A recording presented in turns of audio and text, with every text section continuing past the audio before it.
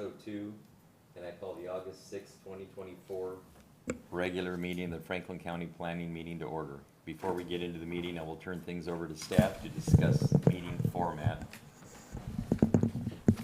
So tonight's meeting will be conducted through a hybrid in-person online meeting platform. There's no planning commission member on WebEx, but, let's see. Oh, yeah, so please mute when not speaking through WebEx. If you wish to comment or need clarification on a public hearing item, please send us an email at planninginquiry@frankcountylaw.gov before the public comment period closes. Once public comment period is closed on said item, comments will not be included as part of the discussion. To those in attendance, please remember to speak in the microphone when addressing staff or public comment/testimonies. Will planning staff please call roll and announce whether or not we have a quorum? Mike Rouse, Here. Mike Vincent, Here. Remy DeRue, Here. Melinda Didier, Mark DeRuiter, Here. Manny Gutierrez, Here. Stacy Knifton. Mr. Chair, we do have a quorum. Will staff in attendance please introduce yourselves? Derek Broughton, Director of Planning and Building for Franklin County. Ryan Nelson, Planner 1. Aaron Gunderson, Planner 2. I will now lead us in the Pledge of Allegiance. I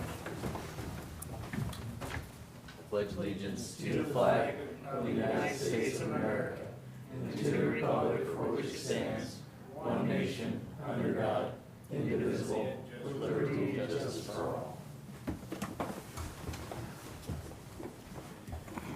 I will entertain a motion to approve the agenda for tonight's meeting.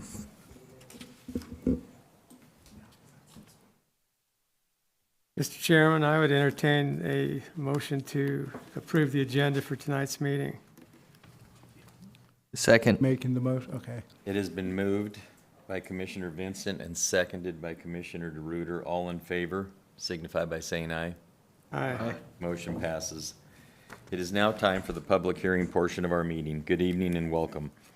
I will turn things briefly over to staff, our staff host, who will go over the ground rules for tonight's hearing.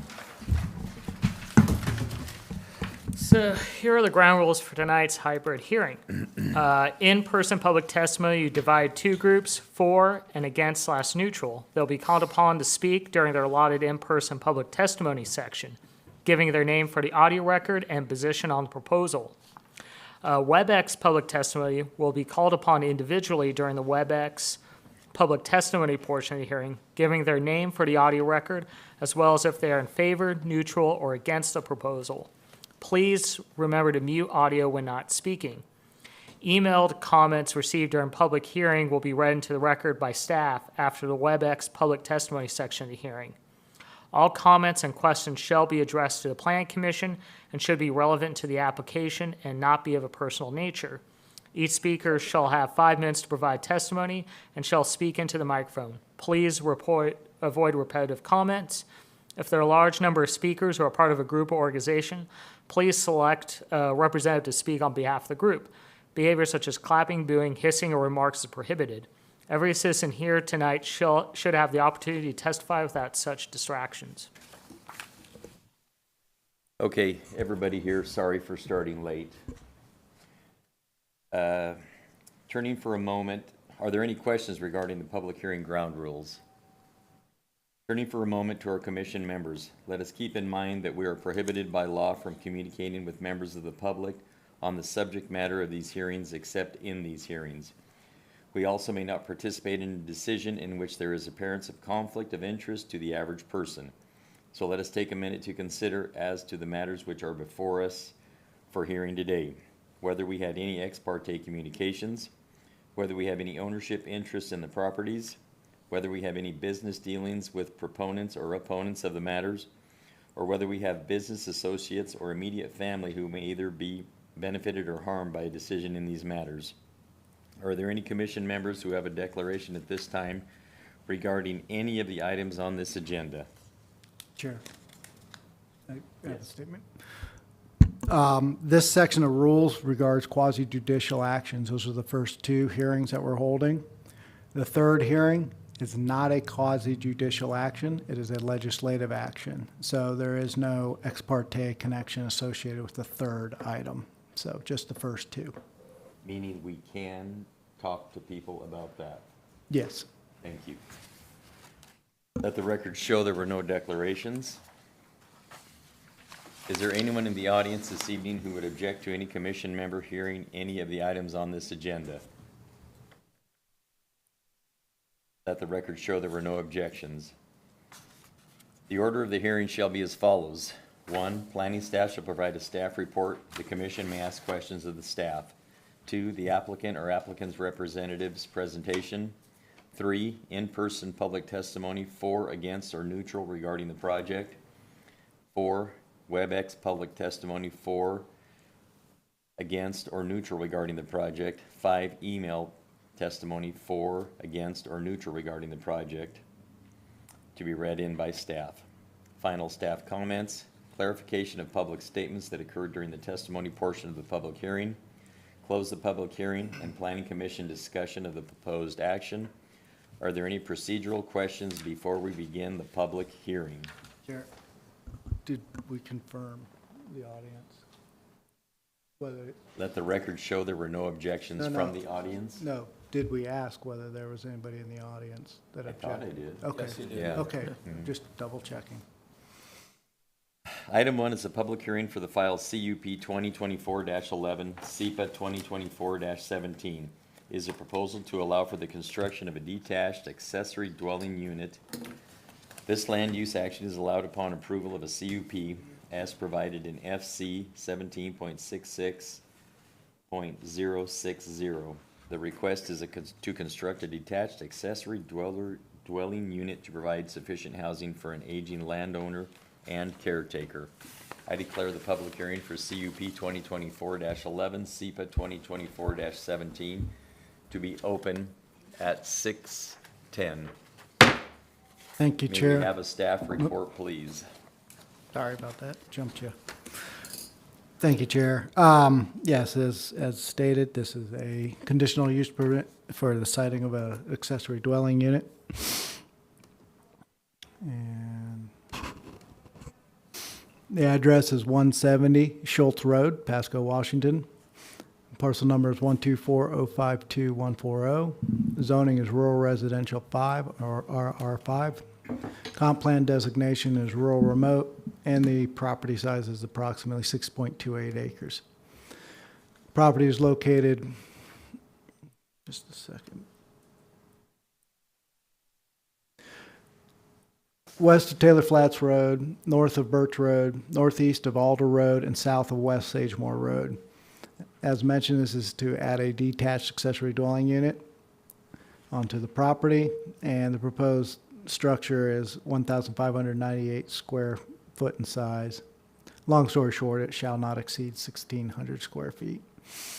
Site plan features: adjoining road, driveway access, existing single-family dwelling, septic area, irrigation canal and well, and the 100-foot protection radius, and the proposed DADU. Oops. Okay, what is going on with this thing? It's not cooperating. All right. This is the subject property. Existing home is about where that arrow is sitting.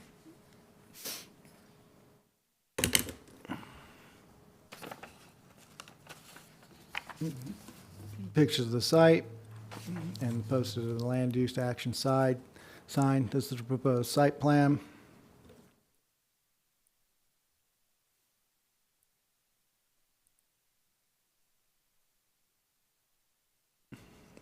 This is the existing, and the proposed is going to be sited over there.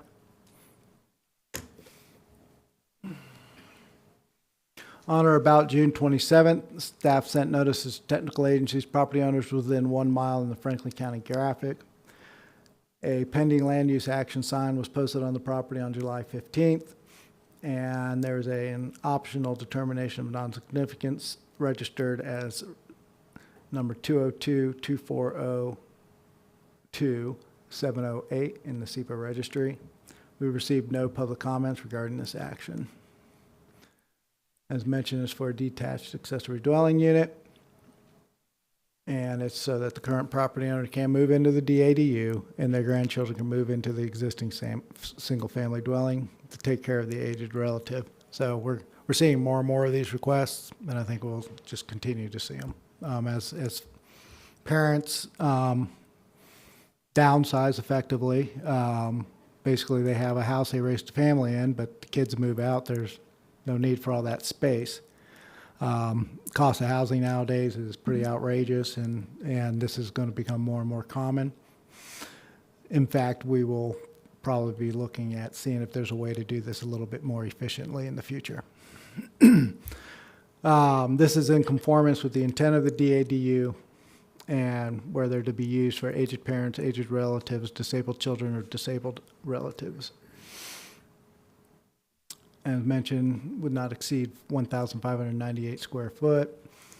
And the property is 6.28 acres in size, which exceeds our current minimum 2-acre lot minimum size for DADUs.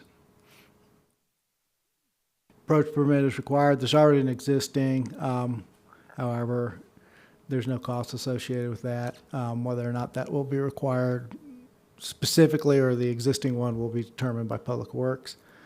Any utility extension crossing Franklin County will be addressed at time of application. It's unlikely there will be much, if anything.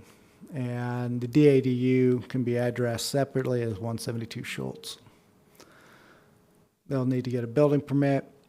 It'll have to, the DADU will comply with the standards of the current state building code, which is IBC 2021 IBC. Proposed DADU shall not be sold separately from the primary dwelling, and it shall not be used other than for the intended purpose of this permit, in other words, as a residence. It can only be used as a residence.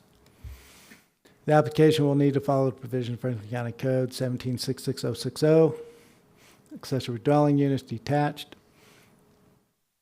There is proposed in the unit that they're looking to site, it's got a covered porch. We don't consider that living space. We don't consider that into the square footage for that footprint of the structure. The structure is the house and the living space in the garage only, not a covered porch extension. Any deviation from submitted site plan or building plans will need to be submitted for review and approval.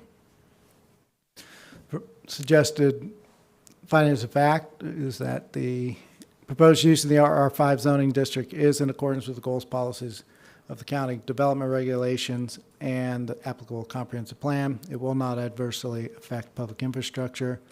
It will be constructed, maintained, and operated to be in harmony with the existing or intended character of the general vicinity. The location and height of the structure and site design will not discourage the development of permitted uses on property in the general vicinity or impair the value thereof. The operation, it's a house, it will not be more objectionable to nearby properties because of noise, fumes, vibration, dust, traffic, or flashing lights. And it will not endanger the public health, safety, or general welfare if located where proposed. In addition to the standard conditional use permit language, the applicant shall comply with the comments provided by Franklin County Public Works, Franklin County GIS E911 addressing, and the Franklin County Public Planning and Building Department. Whoops.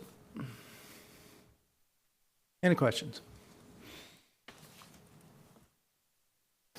Just general question on these, Can you speak into the mic? when these are, if it's granted, is this, the parcels still always married together? You can never separate this unit from the house? So- Unless something should occur such that somehow the zoning in that area were changed or something like that. But yeah, never do this planning to subdivide that house off. Any more questions? Does the applicant or applicant's representative wish to speak?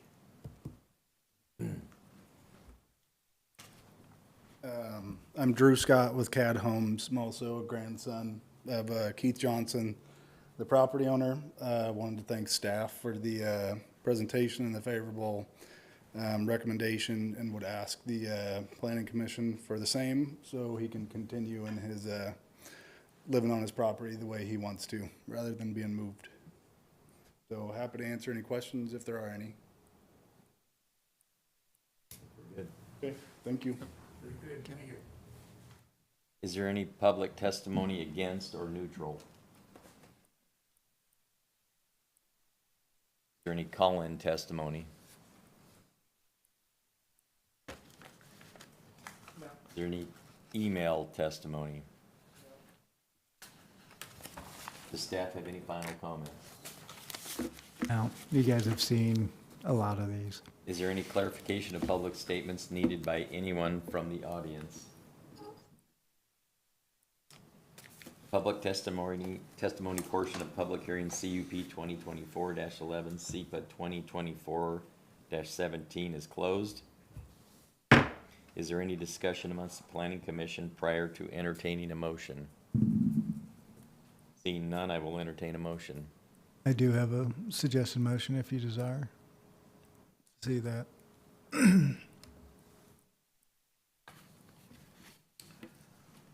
move that the Franklin County Commission recommend to the Board of County Commissioners adopt the 6 findings of fact and 13 conditions approved detailed in the staff report and approved case file CUP 2024-11/SEPA 2024-17.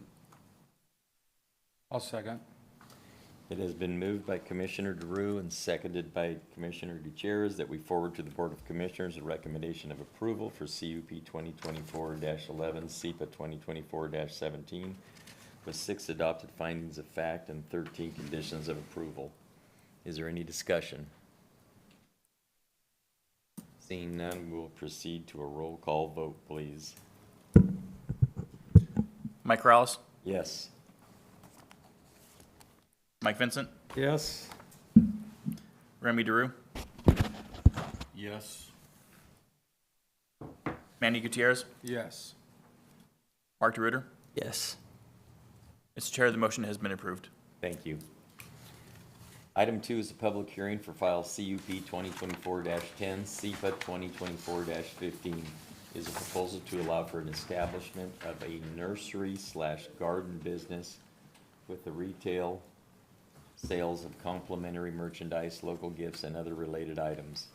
I declare the public hearing for CUP 2024-10, SEPA 2024-15 to be open at 6:20. May we have staff present the staff report, please? Thank you, Chair.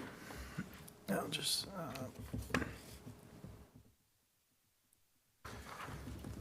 as mentioned, this is a conditional use permit for a rural retail business. The address is 270 Helm Drive, Pasco, Washington. Parcel number is 124190324.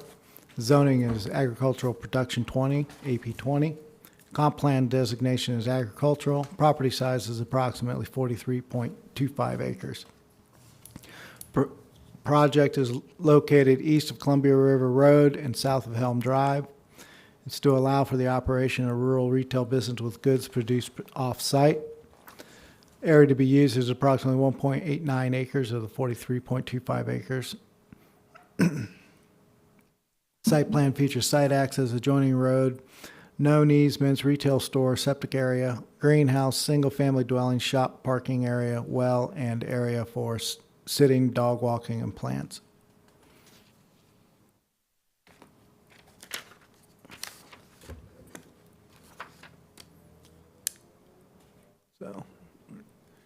So here's the entire, most of it's half of a crop circle basically, and then it's just this section is where the house and all that other activity is.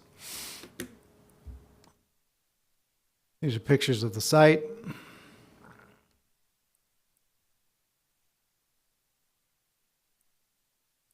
Proposed site plan.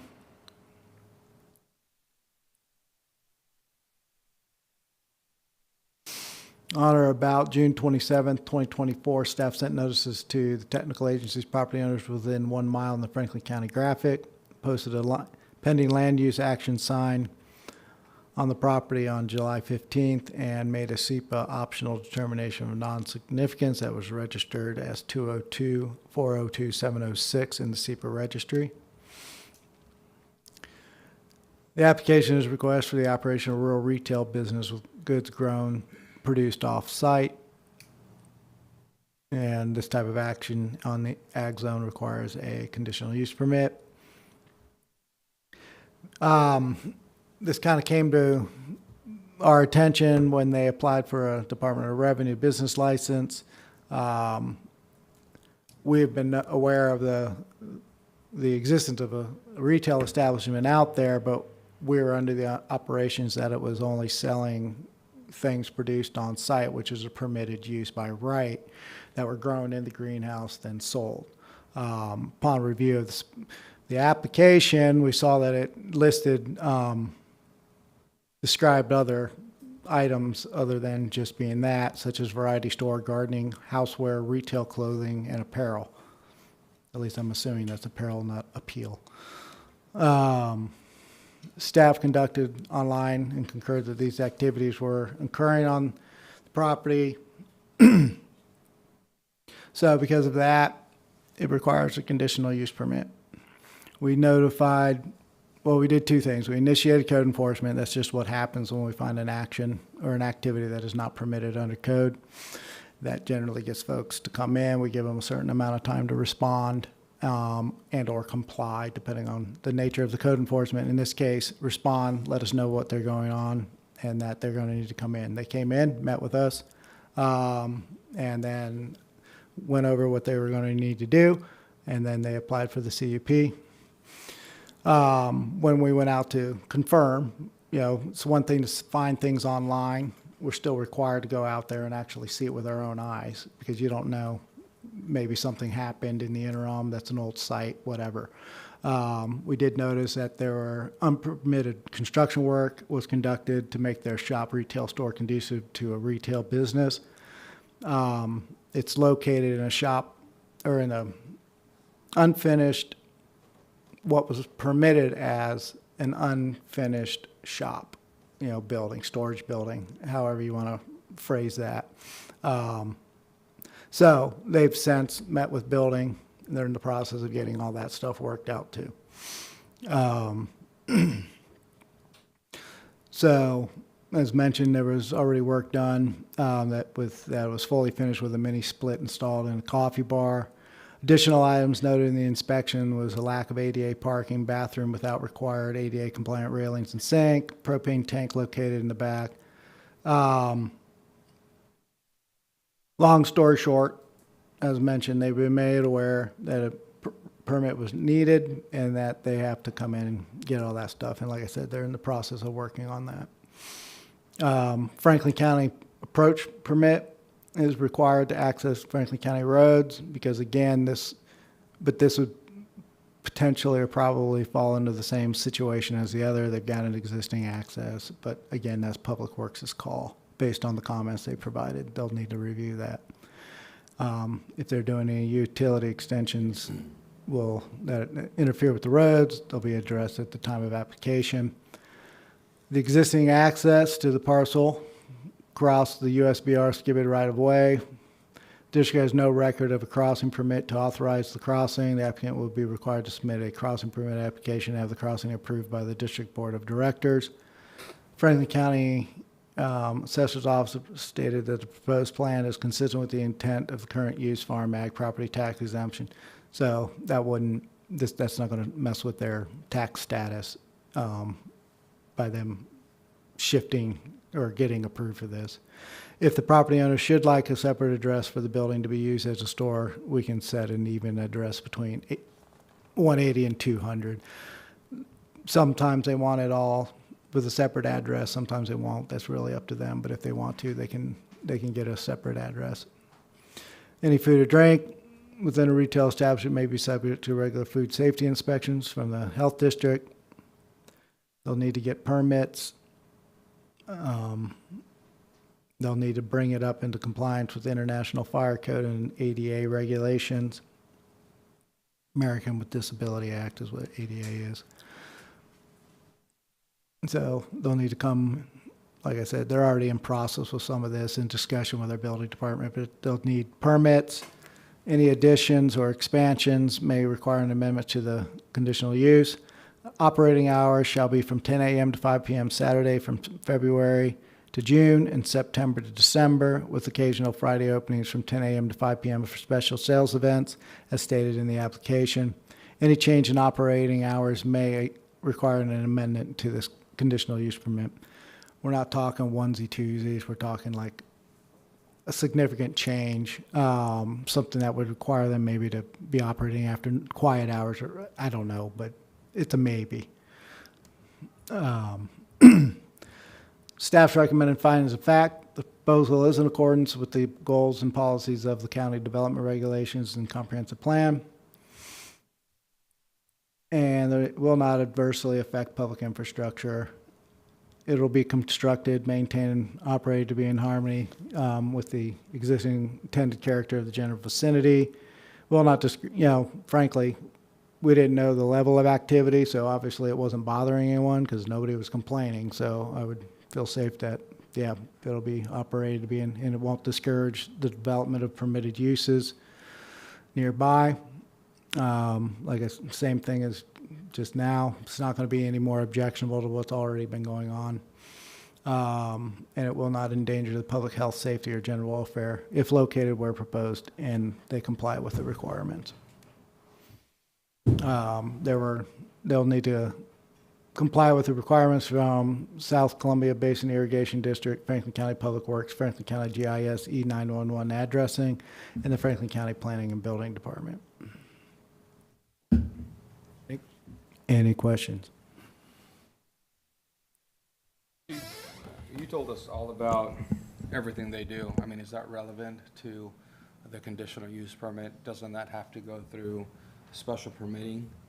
I mean, I'm sorry, what, so, you mean the history of the property? Oh, yeah. Told us everything. I No, mean, you mentioned. The hours of operation are can be conditioned on the conditional use permit. That's pretty Okay. standard. Goods grown on site. I mean, is that relevant for us? Is that information we should know? Yes, Okay. because product or things produced on site, you don't need a conditional use permit to sell those products in the ag zones. However, if Mike has a farm and he's growing tomatoes, and you take Mike's tomatoes and you're growing corn and you're selling Mike's tomato at your fruit stand, you have to get a CUP. Right. But if you're just Understand. selling your own stuff, so that's that. Growing weed, and if I'm growing hemp and I'm making oils and all that good stuff, is that still part of the same? No, because those products aren't permitted to be grown in Franklin County.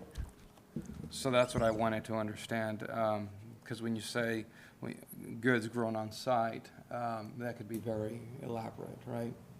So it's just. It's pretty broad. Right. No, pretty broad. it's, if you're a cattle guy, I don't know, well, it says produce. I'd have to look up the definition of produce, but I don't know if a cattle guy might be able to. That's a subject outside of my bailiwick there.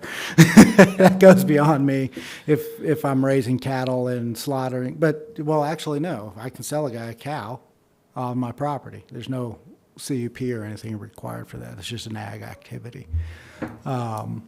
If this greenhouse has been here a long time, and the original owner, based on our understanding, was selling just product produced out of their greenhouse. When the new buyer acquired it, that was the understanding moving forward. So, did I answer your question? Yeah. Okay. Any more questions? Does the applicant or applicant's representative wish to speak? Is there any Is there any call-in testimony? Or in-person testimony, sorry? No. Is there any call-in? Is there any email testimony? Does staff have any final comments? Nope. Is there any clarification of public statements needed by anyone from the audience? The public testimony portion of the public hearing for CUP 2024-10, SEPA 2024-15 is closed. Is there any discussion amongst the planning commissioners prior to entertaining a motion? Seeing none, I will entertain a motion. I have a sample. That- I have that one. I move that the Franklin County Planning Commission forward a positive recommendation to the Board of County Commissioners with 6 suggested findings of fact and 15 suggested conditions of approval as detailed in the staff report and approved case file CUP 2024-10-SEPA 2024-15. Second. It has been moved by Commissioner Gutierrez and seconded by Commissioner Didier that we forward to the Board of Commissioners a recommendation of approval for CUP 2024-10, SEPA 2024-15, with 6 adopted findings of fact and 15 conditions of approval. Is there any discussion? Seeing none, may we have a vote? Mike Crowlis, Yes. Mike Vincent, Yes. Remy DeRue, Yes. Manny Gutierrez, Yes. Mark DeRuiter. Yes. Mr. Chair, the motion has been approved. Thank you. Item 3 is a public hearing for file SUB 2024-2, SEPA 2024-14. Is a proposal to allow for the development of a single-family residential planned unit development subdivision comprising of 2 parcels, parcel 126-230-062 and 126-150-1016, totaling approximately 50.06 acres. The proposed PUD is for the development of 60 single-family residential lots with an average lot size of 23,958 square feet. I declare the public hearing for SUB 2024-2, SEPA 2024-14 to be open at 6:35. May we have staff present the staff report, please? Thank you, Chair. This is a planned unit development. Planned unit developments are different than standard subdivisions. A standard subdivision is what's known as a quasi-judicial action. Generally, that means you get 1 open public hearing and 1 closed record hearing. And unless there's an appeal or something, that's it, you're done. Legislative actions are different. Legislative actions, well, I'll get into that. Might as well have my little cheat sheets with me while I'm trying to explain all this. Quasi-judicial are actions where the process and requirements are prescribed by code. In other words, whatever's going on. Now, granted, there may be additional conditions and things that are applied to an action, but the purpose of the quasi-judicial public hearings, whether open or closed record, is to determine whether the application meets the requirements of law. It's not so much about whether we think it's a good idea, bad idea, or anything like that. It's just, these are the requirements for them to proceed. Do they meet those requirements? There's a little flex in there, but generally that's what it means. Provided the proposal meets the requirements of law, the application generally move forward in the process. Only 1 open record hearing and 1 closed record hearing may be held regarding a quasi-judicial action. Hearing bodies cannot discuss quasi-judicial matters with the public prior to the hearing and must base their decision on the record submitted. The record submitted is what we give you, any comments you hear during the hearing, those types of things. Once the hearing is over, the record becomes closed, and no additional information can be added to the record. There are very slight circumstances under which that can occur, such as we find out, unbeknownst to us at the time of the hearing, that there's an imminent threat to life and safety or something along those lines. Yeah, that stuff gets entered. But You've got your opportunity to comment during the comment period on a quasi judicial item. You provide your comments, or you won't be heard after that. Well, you may be heard, but I mean legally speaking, the information or things that you're saying cannot be used in the decision process. Legislative actions are generally actions that alter or create new requirements of law and include the creation of overlay zoning districts. This will become relevant in a minute. Legislative items have no limit on the number of workshops or public hearings that may be held, and all public hearings are open record hearings. The hearing body should hold as many workshops and public hearings as deemed necessary to ensure any relevant questions or concerns regarding a proposal have been adequately addressed by the applicant. The hearing body's decision is to be based on whether the proposal meets the intent of county comprehensive plan policies and goals, the requirement of the development codes, and whether or not impacts from the proposal can be adequately mitigated as required by law or through the imposition of additional conditions. Hearing bodies can discuss legislative actions outside of public meetings and with the public and are encouraged to do so in advance of their final action on a matter. So, what is a PUD, or a planned unit development?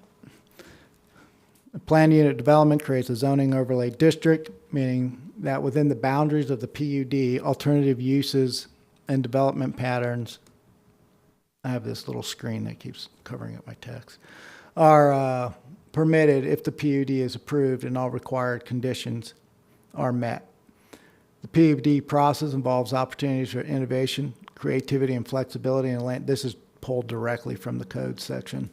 The use of new techniques and technology resulting in a more creative approach to development of land that will realize economies of scale and permit flexibility that provides for aesthetic diversification of site layout and spatial arrangements between geographic features, structures, circulation patterns, utilities, and open space. Furthermore, it is the purpose of this chapter to encourage development that enhances the quality of life while protecting the health, safety, and welfare of residents, encourage variety in housing opportunities, encourage the development of a viable economic base, encourage the development of land uses that will be compatible with and complement existing or proposed adjacent land uses, and provide guidelines for development of planned unit developments.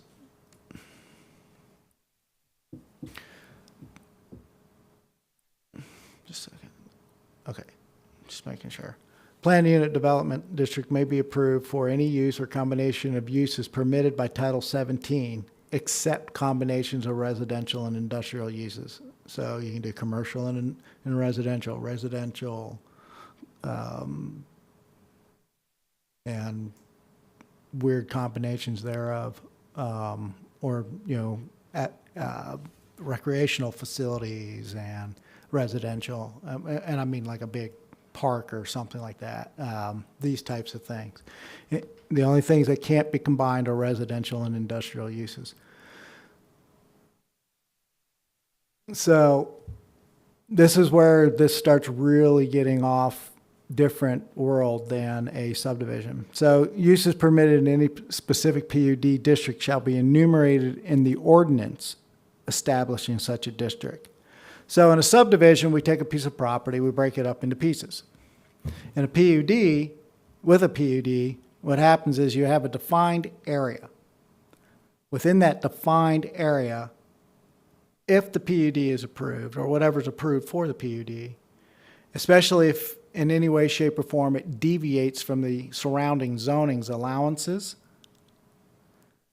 it's an overlay zone, is effectively what it's called. It's called overlay zone, development zone, because within the parameters of that overlay, specific rights are granted to the applicant, as well as specific conditions that may be above and beyond those required in a standard subdivision. The reason for that is because part of the process with a PUD is they will give, the developer gives the public, or at least the community in that area, elements, and in trade, I guess you could say, the county in appreciation for those efforts or that dedication of space or whatever the amenity is, can grant up to a 20% increase in the overall density of the property. It's not guaranteed. And whereas in a subdivision where you say, I do X, I get Y. In a PUD, you do X, you may get Y, but you may also get Z or W, because it's not a granted right. Any deviations need to be supported as to the rationality of it. Why? Why is this deviation being sought? It also they have to be able to show how any deviations meet the intent of the standard regulation, as well as ensure that any undesirable impacts to adjacent properties are minimized, just like in any other situation where we have different uses or potential of impacting other properties. That's where we have the impacts or mitigations, or maybe you need to put up a site obscuring fence depending on the use. I'm not saying necessarily in this application, but any of those things that come up need to be addressed or discussed. Setbacks from the property line of a PUD shall be comparable to those of the existing development of the adjacent. That just basically means that they'll have the same setback requirements, 25 in the front, 25 in the back, 10 on the sides if the fire hydrant's available, 20 on the sides if not. So,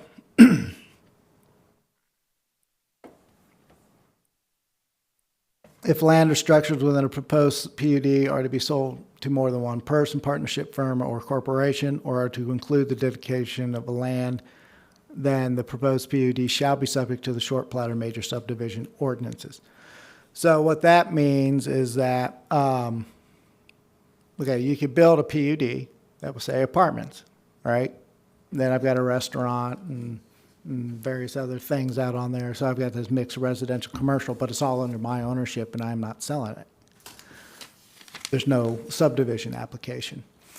In this case, this is seeking to create individual lots. So what that means is that the requirements that are articulated in either, well, in this case, it would be the major subdivision ordinance. They'll have to provide those same things, generally speaking, unless, again, those are negotiated. For example, some of the things that can be negotiated is, right there. County policy with regards to the dedication of right-of-way and right-of-way improvements may be waived in a PUD. However, if that occurs, and this is one of these things where it's negotiable. All right, so providing they develop roads that are wide enough to meet the needs and requirements of emergency management services. But let's say they don't meet county road standards. Then the county doesn't have to accept the roads. And then it becomes the requirement of the HOA, the homeowners association, to maintain those roads 100%. The county has no involvement. If they want the county to take those streets, then they have to build them to a standard that is acceptable by Public Works. But Public Works has no obligation to accept roads that do not meet their vision or what they've deemed to be a county road standard. These are the flexibilities, the negotiations that I keep talking about. There's some give and take regarding these proposals. However, under a quasi-judicial, again, generally speaking, if they meet the requirements of law, the county has to approve the application. If they don't approve it, they have to be able to provide good justification as to why they denied it. Specific elements in any elements in the PUD that meet the standards of law, again, we can't really deny those aspects. It's only the negotiation occurs only in these areas where there's a desire to deviate from the existing regulations. And there's only certain things that can be deviated from and only to certain degrees. It's not like, oh, we're going to have no roads. No, you can't do that because EMS has to life and safety. So, planned unit development shall be exempt from the minimum lot size and setback standards of this title, except where on-site parking is located in front of a structure, and that portion of the structure shall be set back 20 feet from the property line. So what this does is it does a few things. It allows for what's known as cluster-style development. So maybe you shove all your residential units into a small area of the property and the rest of it's all natural land or play fields or roller coasters or whatever. As long as those structures are built with the appropriate fire separation, meeting fire separation requirements, that can be done either through space, distance between structures, or through design. They can put in like 2-hour firewalls and things like that and get them even closer together. However, the basic density in a planned unit development shall be established for land uses provided in the zoning district. So what that means is, in this case, this is a 50.6 acre property. The underlying zone, the existing zone on the property is RC1. That's one residential unit per acre, which means they could build up to 50 units on this property, theoretically. They have a density allowance of up to 50 units. However, the reality is it's unlikely that, because you got to put in roads and things like that, you're going to lose a unit or two, 10, somewhere between 10 and 20% is usually depending on the layout and things like that. So the Planning Commission may recommend and the Board of Commissioners may authorize a density not more than 20% greater than what is otherwise permitted, following the findings that the amenities or design features which promote the purposes of this chapter are provided. So, one of the things that you have to do is provide a minimum of 15% of the gross land area for common open space. This is not public per se, meaning like everybody in the public. It's not a public park like, say, Levy Park or Chiawana Park or any of those things.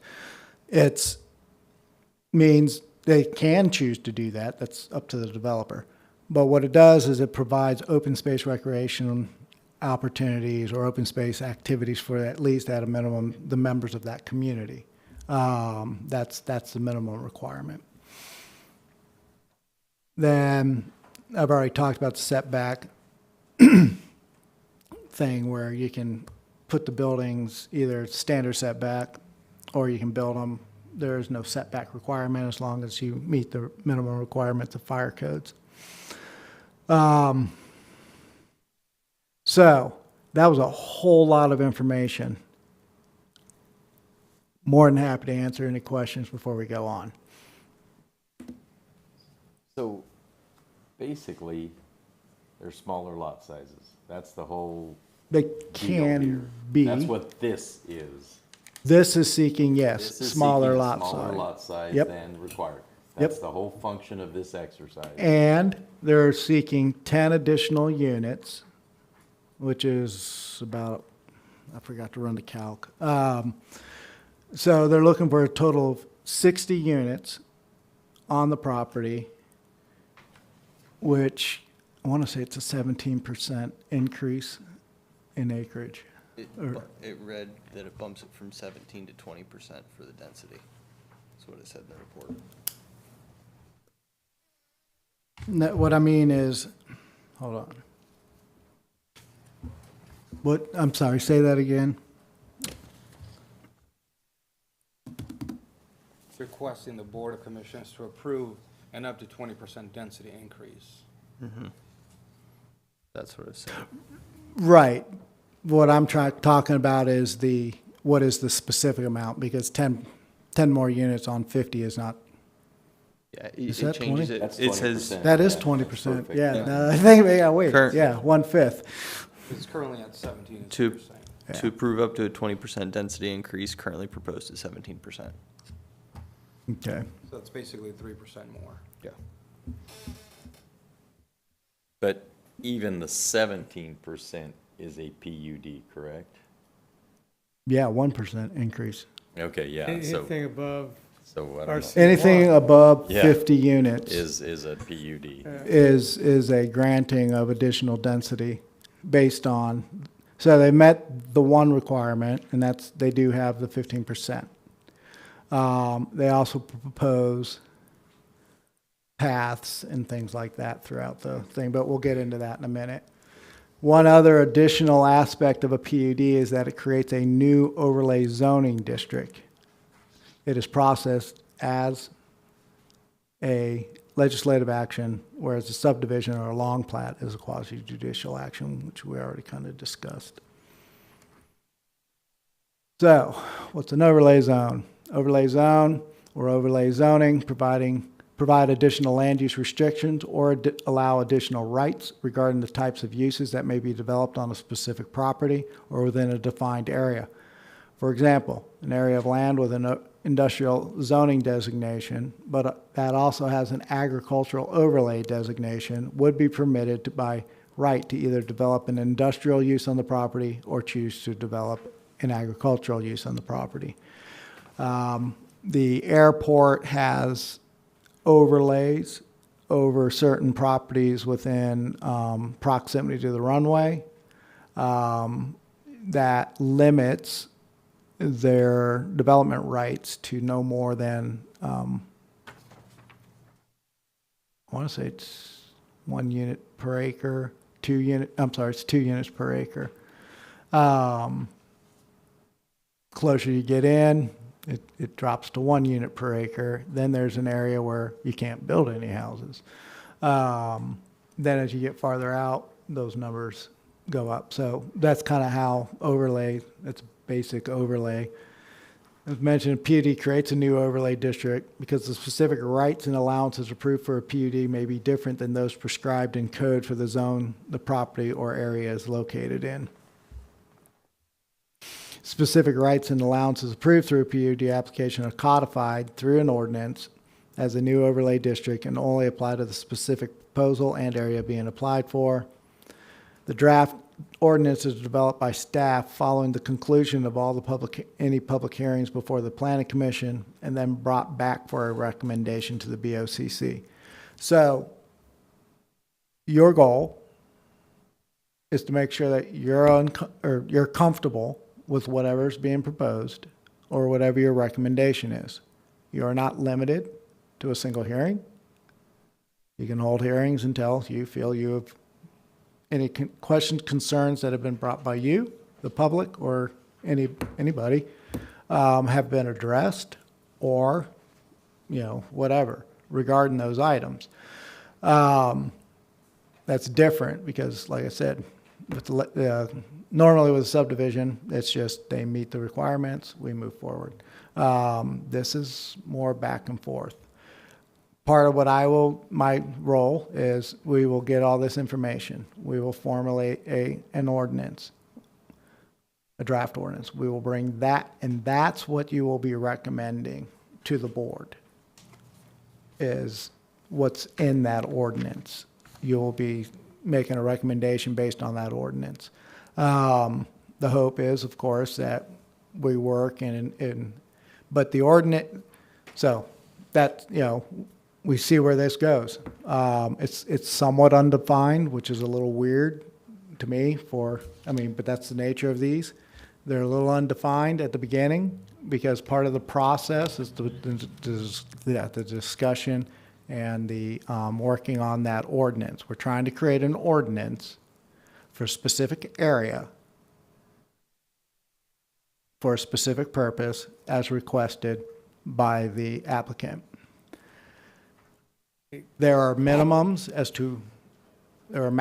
of what we can require. Like we cannot require that they go less than their allowed density. See those types of things, there's no allowances for that. We can't restrict their rights. It's just a question of whether or not based on them doing certain actions what percentage of a density increase, if any, and what's being requested by the applicant, and getting those things all married up together to see what the final result would be and whether or not the applicant and/or the county wants to proceed with the proposal. So to that end, item number 3 is just a hypothetical then. Does it have a hard address? I'm sorry, what? Item number 3, What item? I don't know what you're as filed. referencing. item number 3 in the agenda. Oh, the PUD. Yeah, the PUD. What about it? Does this have a specific address, or are we just talking a hypothetical at this point? No, this is an actual application for a planned unit development. It's not, Okay.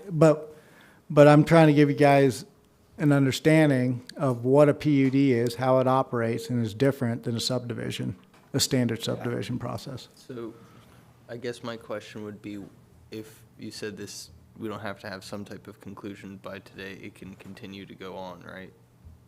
To some degree, yes. But we could come to a conclusion Right. today. Yeah.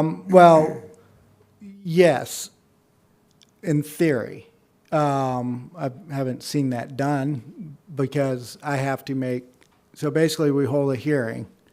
I would not recommend, We tell you to go ahead and then you write the. basically, that's Follow it. that. Then we bring it back for your guys' to go over. And then based on what I put together, you will make your No, recommendation. we have to have some type of vote to have you go forward, correct? Is that this motion? that's- Yeah, I'm not gonna sit here and, because if I write an ordinance,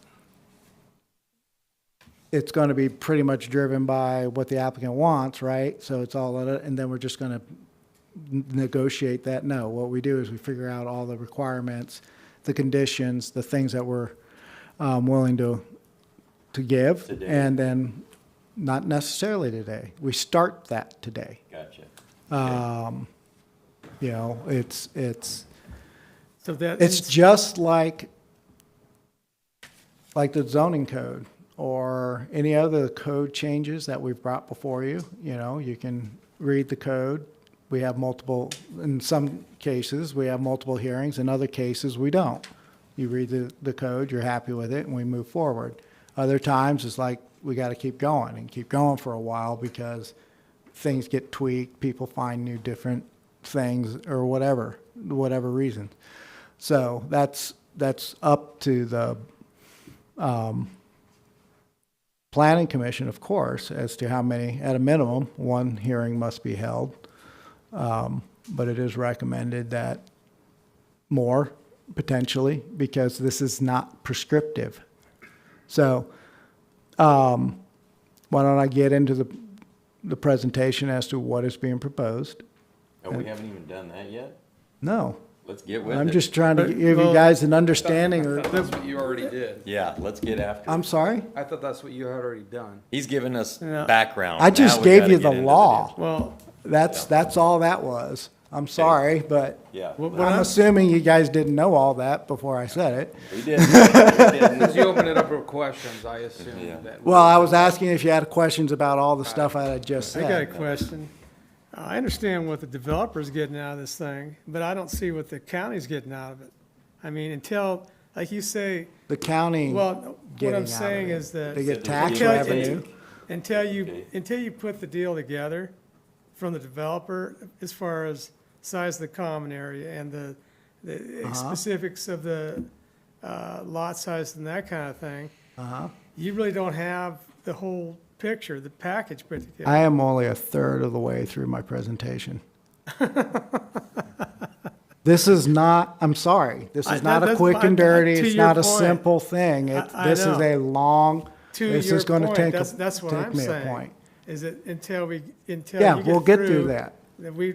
there's no way that we can vote on anything No, at this point, or no, probably. I wasn't next asking one. for you to vote on I know. anything. I was asking if you had any questions about the regulatory Right. gobbledygook I just read to you. All right, so we'll move on to the presentation. Parcel number is there's two parcel, 126-230-062 and 126-150-016. The zoning is rural community 1, RC1. Comp plan is rural shoreline development. Property size is approximately 50.06 acres. The location is south of Terrace Drive and McDonald Drive, north of Fraser Road, east of the Columbia River, and west of Richview Drive. They are seeking to divide two parcels into 60 single-family residential lots, averaging 23,958 square feet in size, each lot. The proposal is for the new parcels to be served with on-site wells and on-site septic. That is not correct. It is not on-site wells, but it is on-site septic. Missed that one, I apologize. As proposed, the new lots will be served by the Richview water system, estimated to go online in the spring of 2025. Now, let's say that doesn't happen for some weird reason. What happens then? Well, they have to come back and resubmit for 1 acre lots. They cannot move forward with the proposal if the Richview water system does not get approved. They have 6 years on Washington State, 5 years here because of the fact that we have a 5-year requirement on our final plats, but for concurrency to occur. So in other words, they have up until, if approved, they would have 5 years from the date of approval to ensure that each site was, each lot being put up for sale and though the water was available. So I'm not, like I said, if for some reason that got denied, they will have to throw out the PUD, come back and resubmit for a subdivision on 1 acre lots or something else, not that. The site is located outside of both the South Columbia Basin Irrigation District and Franklin County Irrigation District jurisdictions, so they will need to obtain an alternative source for irrigation water. It is located in the Franklin Public Utility District service area for electrical power service. I believe we oopsed in the staff report and have VVEC, but it's Franklin PUD. Pasco School District serves the area that is included in the plat. The access to the site will be from Fraser Road to the east, Terrace Drive, McDonald Road to the north, and Concord Crest Lane to the south. Approval of the planned unit development, if granted, will allow the applicant 5 years to complete and record the final plat, PUD plat, and if they can't, for some reason, hit that 5-year time frame, they can request the Board of County Commissioners grant them a 1-year extension. That's not done by us, it's done by the board. This is the subject area. And I'm shooting my hand rather than the screen. So it's that, and that is the second parcel. And this is the proposed layout of the property. So what we have here is tract 1 is an open space. Then we have, I have a different one stuck in my head for a second there. Okay. So there's access to the open space. Yeah, and then there's the lots. It looks relatively straightforward. The biggest change is the half acre, or close to half acre size of the properties. These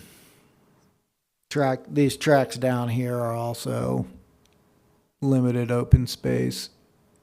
Some of them, that's a road connection point, if I recall correctly.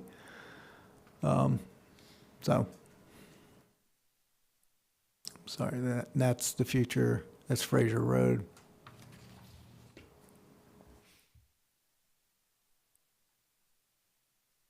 This is what the property looks like currently. It used to be an orchard or a vineyard. Vineyard? Yeah, vineyard. Long time.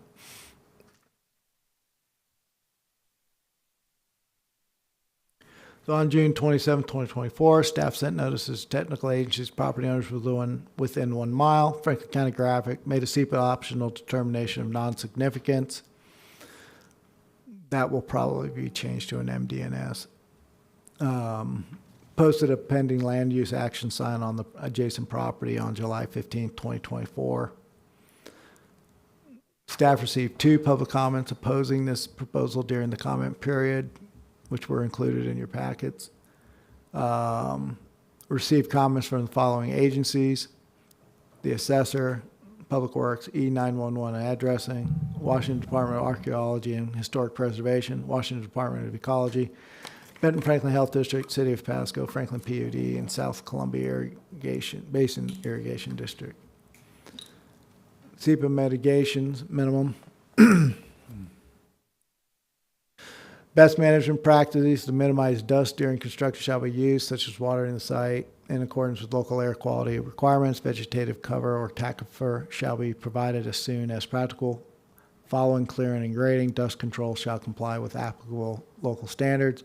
Comments received by the Department of Archaeology and Historic Preservation, dated July 11, 2024, requested that a professional archaeological survey be required before construction can begin. Our staff is recommending an inadvertent discovery protocol be required, as the soil on the property has been tilled and farmed for decades. Group A public water system and the installation of operational fire hydrants which meet fire flow requirements will be required before the proposed lots can be sold to other parties. A drainage system shall be designed to capture and dispose of stormwater runoff on site. Whoops. Staff recommend.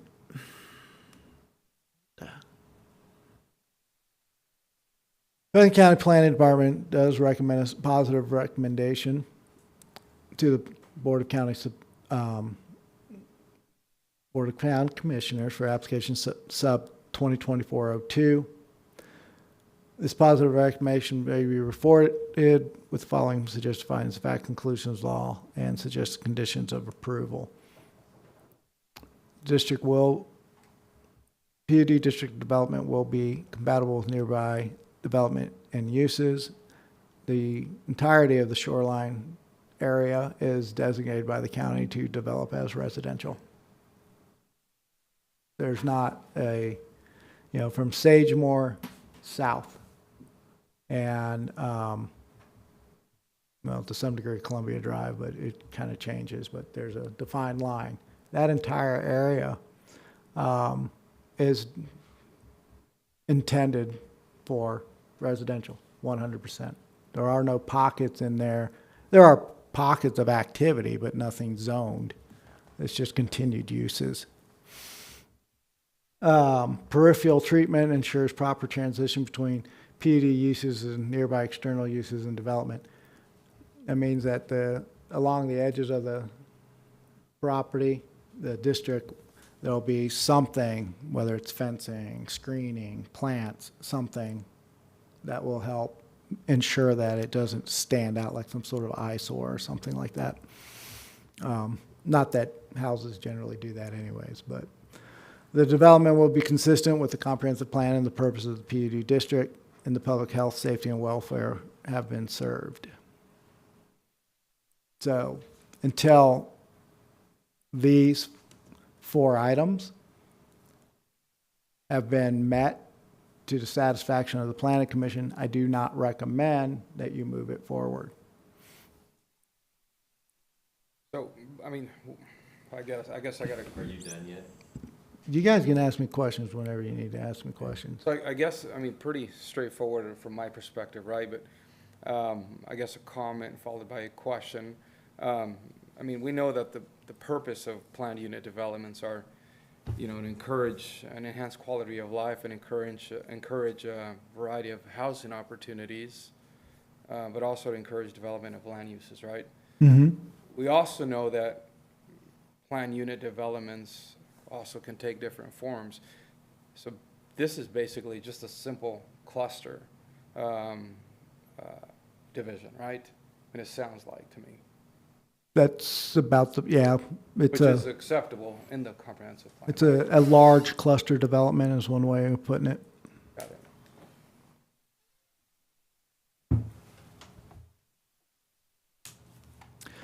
Conclusions of law is an application was received for Kohler Estates Phase 2 PUD development on May 20th, 2024, and was deemed complete by planning staff on that same date.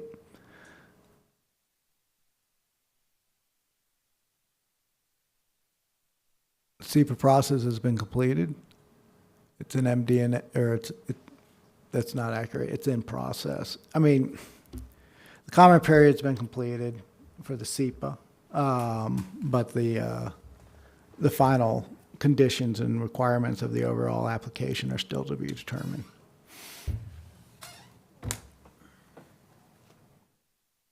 Following open and record pre-decision hearings on a proposed preliminary residential subdivision exceeding 4 lots, Planning Commission shall render a recommendation to the board.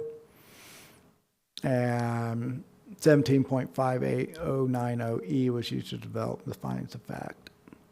Suggested conditions of approval in addition to the standard language for a preliminary long plat. The applicant shall comply with the comments provided by the following agencies: Health District, Public Works, Planning and Building Department, and then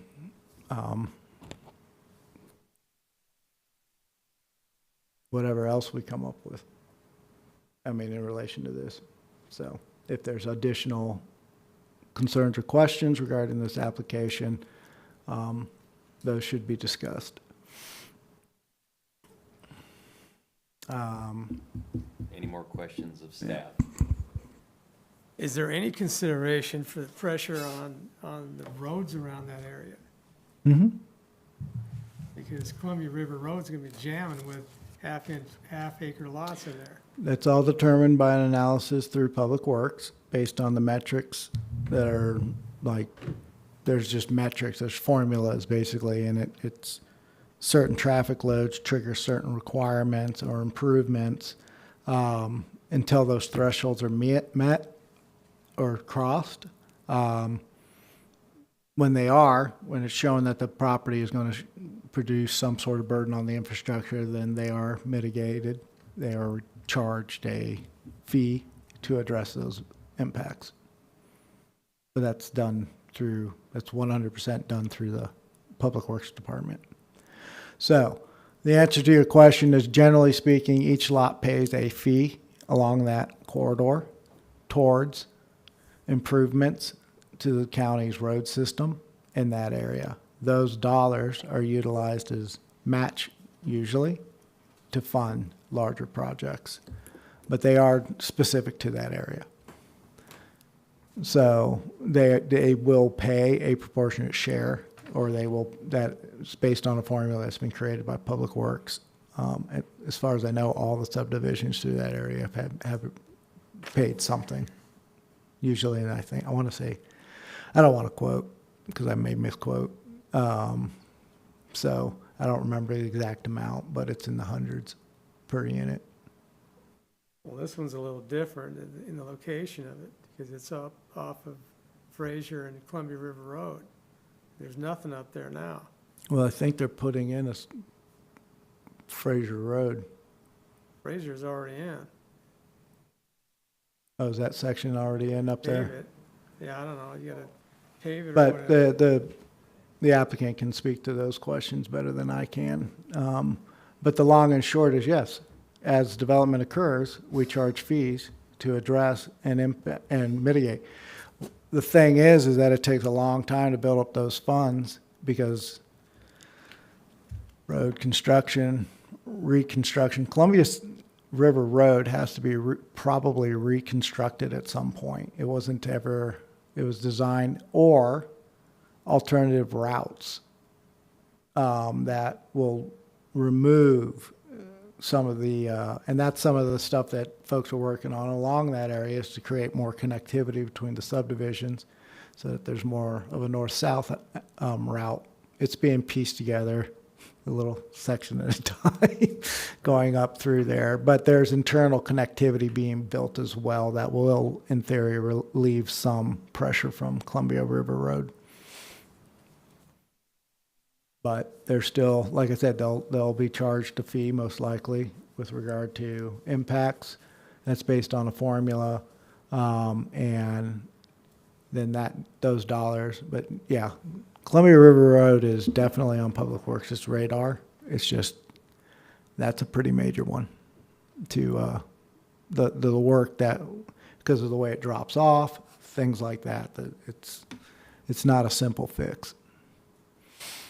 can't just widen it like you can, like say in a city or something. It's just the length and the design of the road itself is, and then the uses on the side, differences in elevation, those things are pretty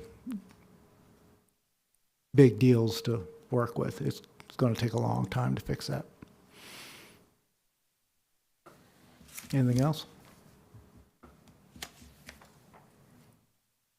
Okay, does the applicant wish to speak?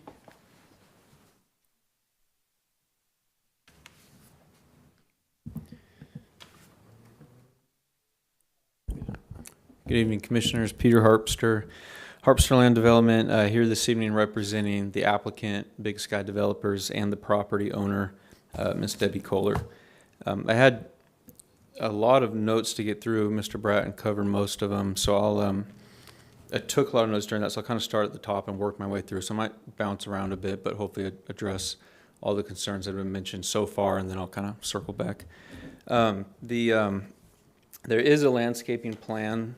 I did want to bring your attention to it. It was included in the packet, not on the slides, but I'll pass this around. I apologize, I only brought one copy. The open space tract that was shown there in the middle, tract 1, that'll include kind of a meandering walking path, as you'll see, native landscaping that will be xeriscaping, and then what we've got on there this evening is 2 pickleball courts. What we think we may want to do is 1 pickleball court and 1 basketball court instead, so not a significant change, but a different recreational opportunity for differently abled people, if you will. And then there's an additional sheet that just shows that around the tracks here at the bottom will be basalt rock and, again, xeriscaping. Public Works, to your point, Commissioner Vincent, did submit comments regarding traffic. I think there are 20 comments or so, and we don't have any opposition to any of their requirements for this project. This project will extend Fraser Drive even further, where it currently dead ends in what's platted as Kohler Estates Phase 1. There are only 2 deviations that we're requesting, and that's obviously the number of lots and the size of the lots. So all roads are going to be built to county standards. All other setbacks and lot widths and depths will conform to the current code. So simply the number of lots and size of lots. And then Commissioner Vincent, you asked, what does the county get out of that? For one, increased tax base. Franklin County, as you all probably know, is experiencing a significant budget crisis. This is going to help increase that tax base. And then additionally, as Mr. Bratton mentioned, the traffic fees that are paid are not on a per project basis, they're on a per lot in the project basis. And so increase the number of lots or increase the number of fees that the county can collect to improve the roads. So just wanted to mention that. There has been, we've had a lot of meetings and I guess you call it negotiations, kind of back and forth with staff and Public Works, the county commissioners, and fire department over the last probably 2 years as we've kind of slowly put these plans together. And based on those conversations is what we've come up with that's in front of you this evening. So our position is that there's no need to have any further meetings unless the commissioners tonight believe that we've not met the 4 criteria items, in which case I'll just ask that you tell us specifically why we don't, so we can change things up if you guys want a volleyball court instead of a basketball court or whatever. Like Mr. Bratt said, that is the time to tell us. But we've tried to provide amenities and recreation opportunities that an HOA will enjoy and that currently doesn't exist in the county, while still keeping the HOA fees relatively low. If we put in any grass that needed to be irrigated, those HOA fees are going to skyrocket. And so that's why the plan that you've seen is xeriscaping and native landscaping along with walking trails. So sorry,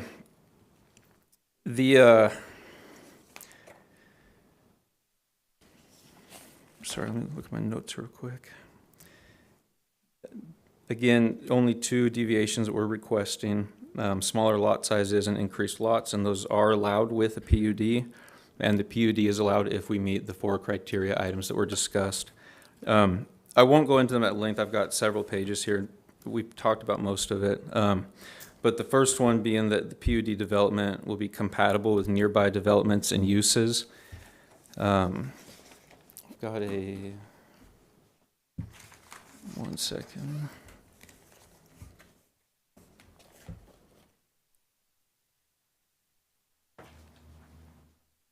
Well, I thought I had something. Here it is. This was in your packet, but I'll just kind of bring it up here for you all to see. So the proposed area, and I can pass this around. The proposed site is surrounded either by vacant land or residential development that exists today. So if you look at the map, to the east of the site is land within the city of Pasco's UGA area that's designated low-density residential that allows 2 to 5 dwelling units per acre at 7,200 square feet lot. The land to the south is Kohler. Thank you. The land down to the south there is Kohler Estates Phase 1. Those are 22 1-acre lots. And then the land to the northwest that you can just see the bottom of is Sunset Terrace Heights, which is a 2-phase subdivision consisting of, I didn't write down the number of lots, but I think over 30 lots. The ones at the bottom there closest are 8 of those are 4/10 of an acre. And then the rest of the lots within that subdivision range between the 4/10 and 1.95 acres. And so that number one, compatible with nearby developments and uses, I think we've met that and staff agrees in their staff report. And then number two, peripheral treatment, ensuring proper transition between PUD uses and nearby external uses and developments. It goes to kind of the same thing. We're, like Mr. Bratt said, we could theoretically propose a roller coaster with a planned unit development. I think that would technically be allowed to propose that. Whether you guys and the Board of County Commissioners approved it's a whole other story. And so we've, again, kept it to a pretty small use as far as the walking paths and some pickleball courts. Again, keep those HOA fees low, but provide some recreational opportunities without getting too crazy and away from the other uses. We don't want to put in soccer fields and lighting and all this stuff that's just not going to be compatible with the nearby uses. And then the development will be consistent with the comprehensive plan and purposes of the PUD district. We do meet that third one, and staff agrees, and there's plenty of information contained within the staff report. The comprehensive plan, I'll note, calls for Franklin County to increase their housing unit count by over 2,000 within 20 years. From 2018 to 2038, and we're well behind that number. As Mr. Bratt stated, this entire area from Sagemore South to really Burns Road will be built out residentially, and this is just an opportunity to add a few more lots. And then number four, the public health, safety, and welfare have been served. That's one of the biggest ones, safety especially. We met with the fire department numerous times, and you'll note that Sunset Terrace Heights up there kind of loops around and goes back out. And as it stands now, residents in that area have to go north and then east for a ways and then back down to Road 100. But there's 2 or 3 turns to even get out of that subdivision. Then you have to go through one more subdivision where you're finally onto a main road. With this proposed project, McDonald Drive will extend down south and then eventually connect with the 1-acre subdivision. Well, it'll connect right here and then continue on to Fraser. So we end up decreasing the residents up there that travel by over a mile. And then even more important than that is improving emergency vehicle access to that area. And so that would then mean that we've met requirement 4. So we don't have any opposition to the requirements or conditions of approval that have been listed. And I think that's it. Happy to answer any questions, I'm sure. What is the projected cost of these finished houses, more or less, as compared to the 1-acre lots right next to them? Over $1 million. And my point of reference for that is Spencer Estates Phase 4, which borders the Columbia River and is the furthest west development on Burns Road. Those are half-acre lots built by the same developer, and they're finishing up those homes right now, and the cheapest one so far, I say cheap, is $962,000. Are those waterfront lots? No, or there's water 8 waterfront view? lots that are not being developed. These ones are internal. They're not waterfront. They're not water view. They're not water view. No, there's trees blocking the view. There are riverfront lots. And what will you be at on these? I'm guessing higher. If currently what's being built is selling, built, done, and everything is selling for $962,000, we're not projecting to have homes on the market in this development until 18 months from now. So depending on how costs go, I'm assuming by the time we get the exact same finished product, will be over $1 million. Additionally, the CC&Rs are going to be the exact same for the development just south of here. That'll require homes to be a minimum of 2,000 square feet, masonry block wall fencing. And so they'll be nice houses, and it's just something that's definitely needed out there. And HOA fees approximately? We don't know yet. We would like to keep it around $300. So it'll be, and again, that's a completely wild guess, but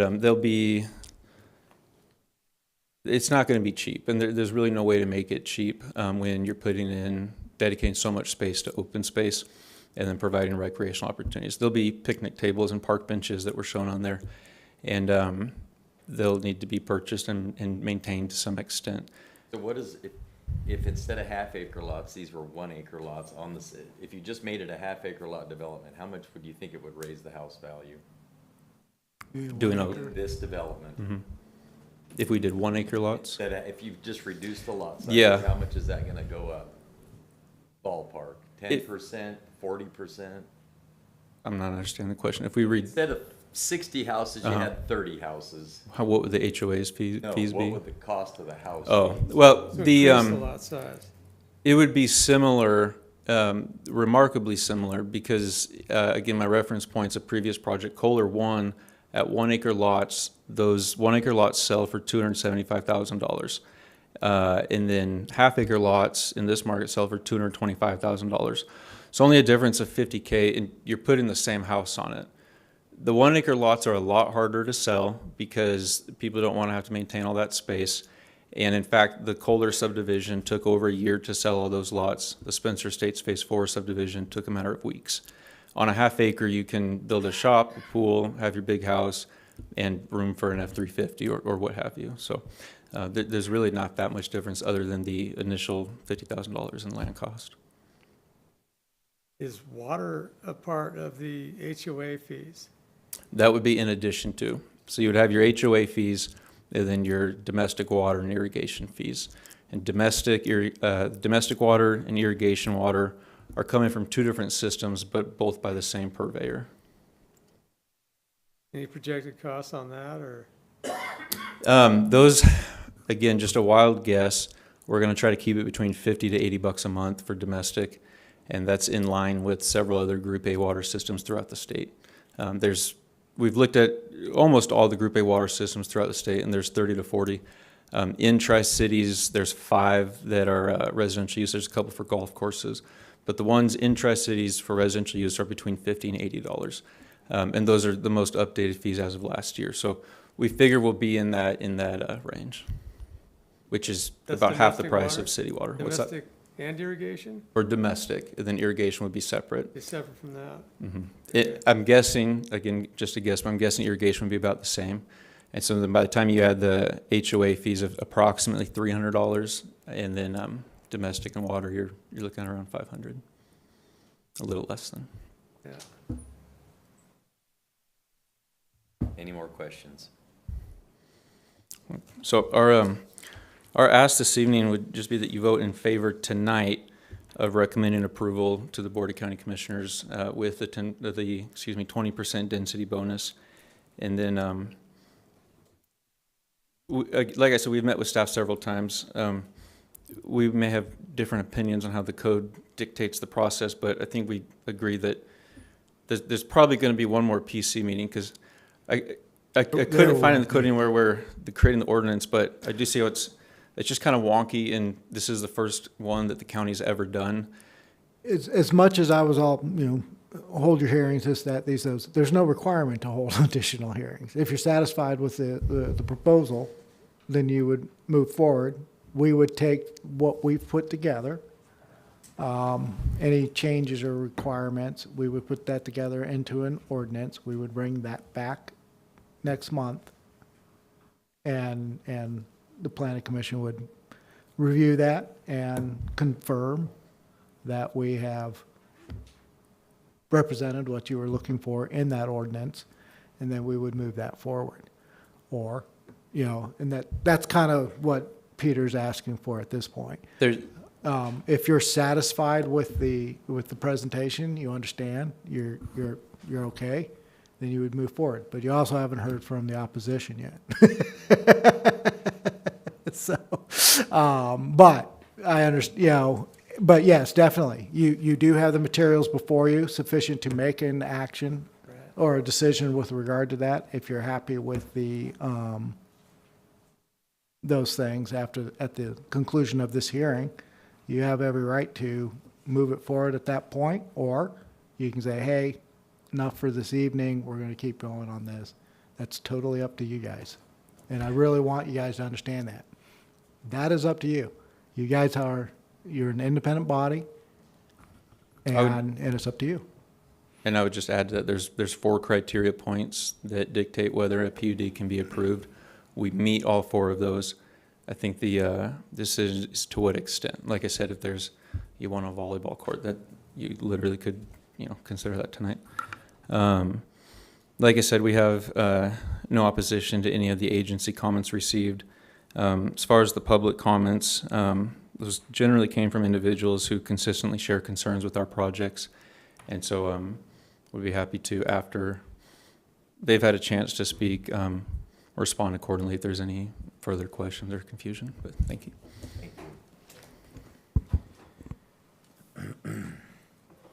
Is there any in-person testimony for or against? Come on up, state your name, address.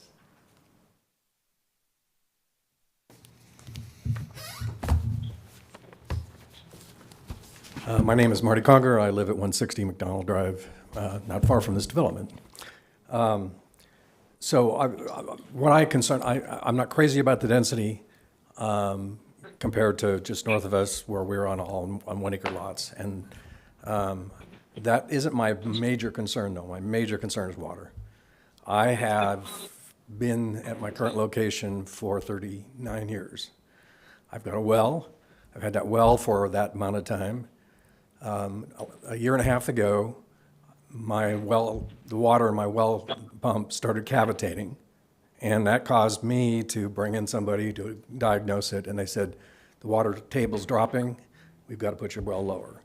If we're going to put all these units out there, it's going to, the water table in the aquifer is not infinite.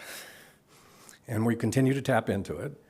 And we're finding some people that are having to drill new wells. We're finding, in my case, I had to go down another 38 feet to keep my well from cavitating, my pump from cavitating. So what I object to is improving this until we resolve what the water. I do not believe that you can continue to draw on this aquifer, and this development will add to that. At some point, it's all going to implode.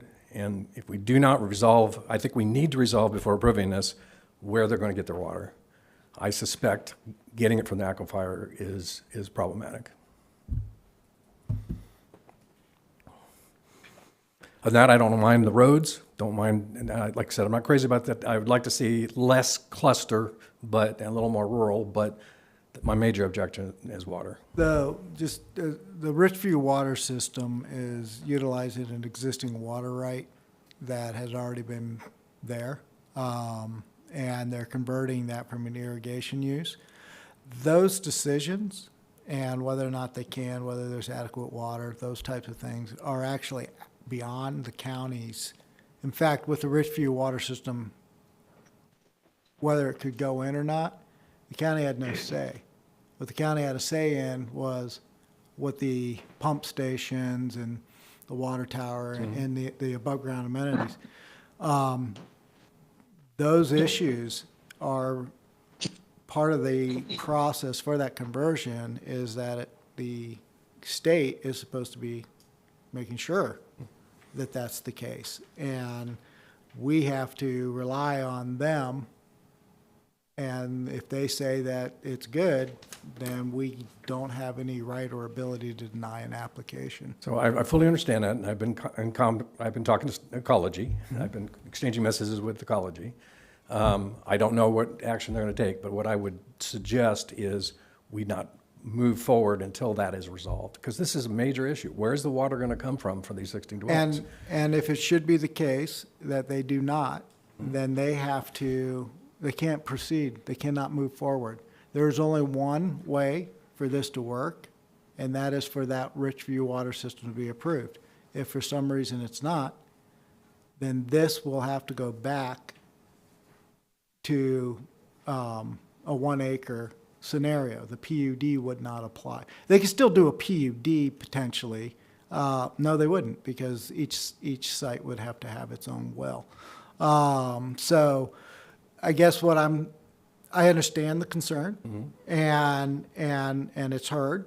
It's just that those decisions, if the system goes in, then it shouldn't be drawing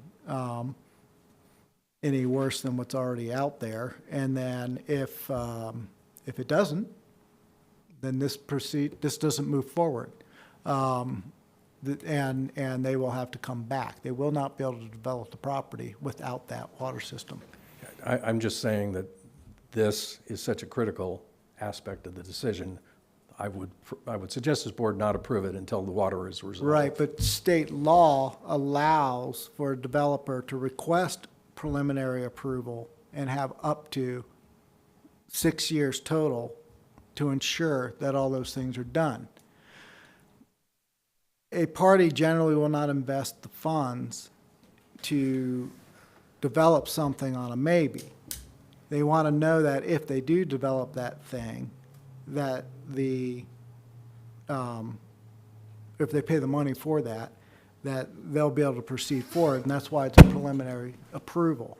Just because it's preliminarily approved does not mean or guarantee that the applicant will be able to meet all the required conditions. If they don't, then it fails, and they can't get it filed. Understand. So I guess what I'm saying, just another example would be if they were going with 1 acre lots, there's no requirement to drill the wells until the time of build. So up until that point, that particular lot doesn't have a specific water source yet. However, it is reviewed and inspected to ensure that that property can accommodate it by agencies outside of us. And if they say that it's good, then we cannot refuse to do it based on that issue, because the folks that say it's okay, we have to move forward. I still think it's within the right of this commission to say we want more information on how the water is going to happen before they do any preliminary approval. I think they Right, could- but we do have that information. The water system will be going online in spring. That's the estimated timeline. And that is a standard. That's assuming it's approved. And that is the Ecology. case with all subdivisions and new water systems prior to installation. They are proposed, and they are not built until the subdivision is approved. So it's just the way the process is. I understand where you're coming from, and I understand the concern. And I guess what I'm trying to articulate is if, for some reason, the Richview system does not go forward, this project will not go forward. They will be preliminarily approved, but they will not be able to sell the lots. They will not be able to even create the lots. It won't exist. It'll go away. So it's kind of a self-control. Either the system goes in, and if it does, then it would be able to accommodate this based on the expertise of Ecology and those folks. If it doesn't go in, then it becomes moot. They've spent a bunch of money and on all those surveys and everything, but that's the risk of development. I'll defer to my friend Bob, who I see on the screen here, who has, I think, more cogent legal arguments. But what I'm telling you is I think there's enough things here, and he will get into some other ones that, that would warrant caution on the part of this. And I this guess what commission I'm for trying to further- articulate is that we are being cautious. We are not being willy-nilly about this. Further caution. Okay. Thank you. Thank you. Is there anyone else that would like to speak? Okay. Is there any, What? yes, is there any call-in public testimony? We have WebEx. Okay, get it. I'm on the WebEx. Can you hear me? Yep. And go ahead. He just called for you to speak. Okay, great. My name is Robert Carcino, and sorry I can't be there in person, but I was on travel down in California at the time. I did submit to you a very detailed 15-page comment letter, which I can't tell from the scope of the questions and comments made so far whether everyone has read that. If I need to ask that email, which I submitted by email to you, be read into the record in order for it to be a part of this public record, I at this time do ask that it be read into the record. I think it's really important that the commission not take any action until it's fully understood the comments of the public in this matter. And basically, this is not a simple thing. Obviously, it takes a lot of time to dig up the information, to understand what's going on here. And not everybody in the community can do it, even though they all are concerned. Just as a discussion we just had about water usage. It's not as simple as saying the water would still be used, because if you approve this, you are approving more lots than would normally be built in this area, more individual residences, each of them which will use a certain amount of domestic water. This applicant and the party representing the applicant a couple of years ago, in 2022, was seeking to rezone this very same piece of land into half-acre lots. At that time, the public and the planning department rose up and said, hey, that is just not in compliance with the laws and the ordinances of the county and the comprehensive plan. But you can go back and look at the materials submitted by the applicant, and I referenced the application number in my comment letter.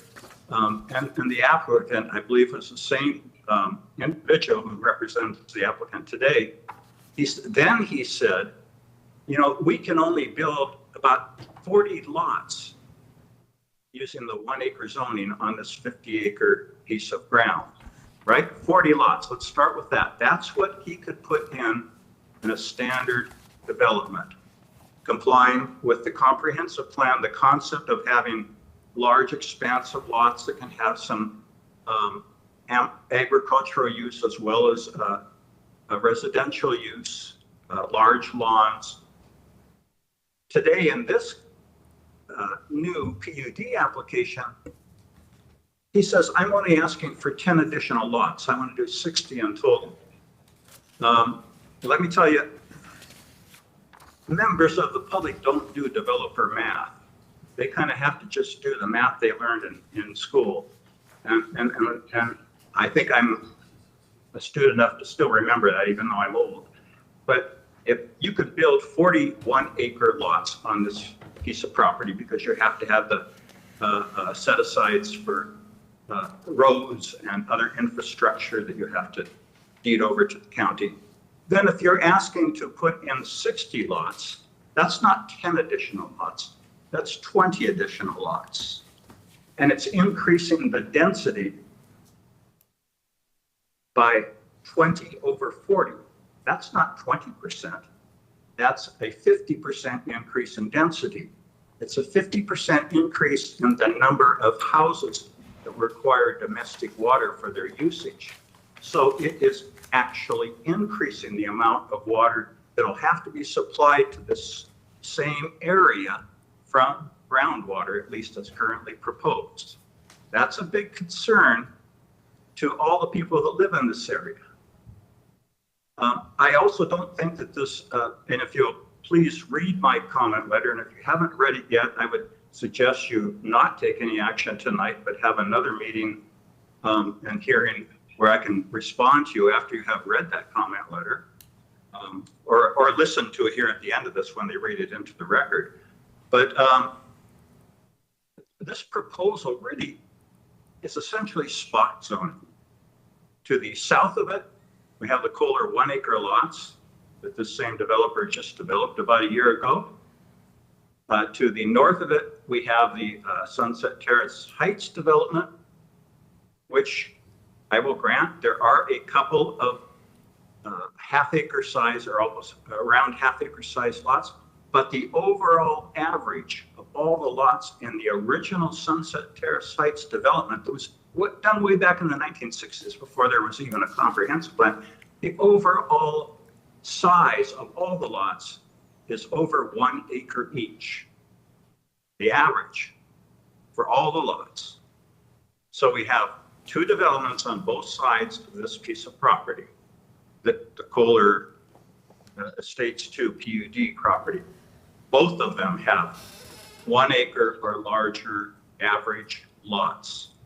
And we're going to push into that spot zoning, basically a half acre development with a little bit of land set aside in the center for the common area.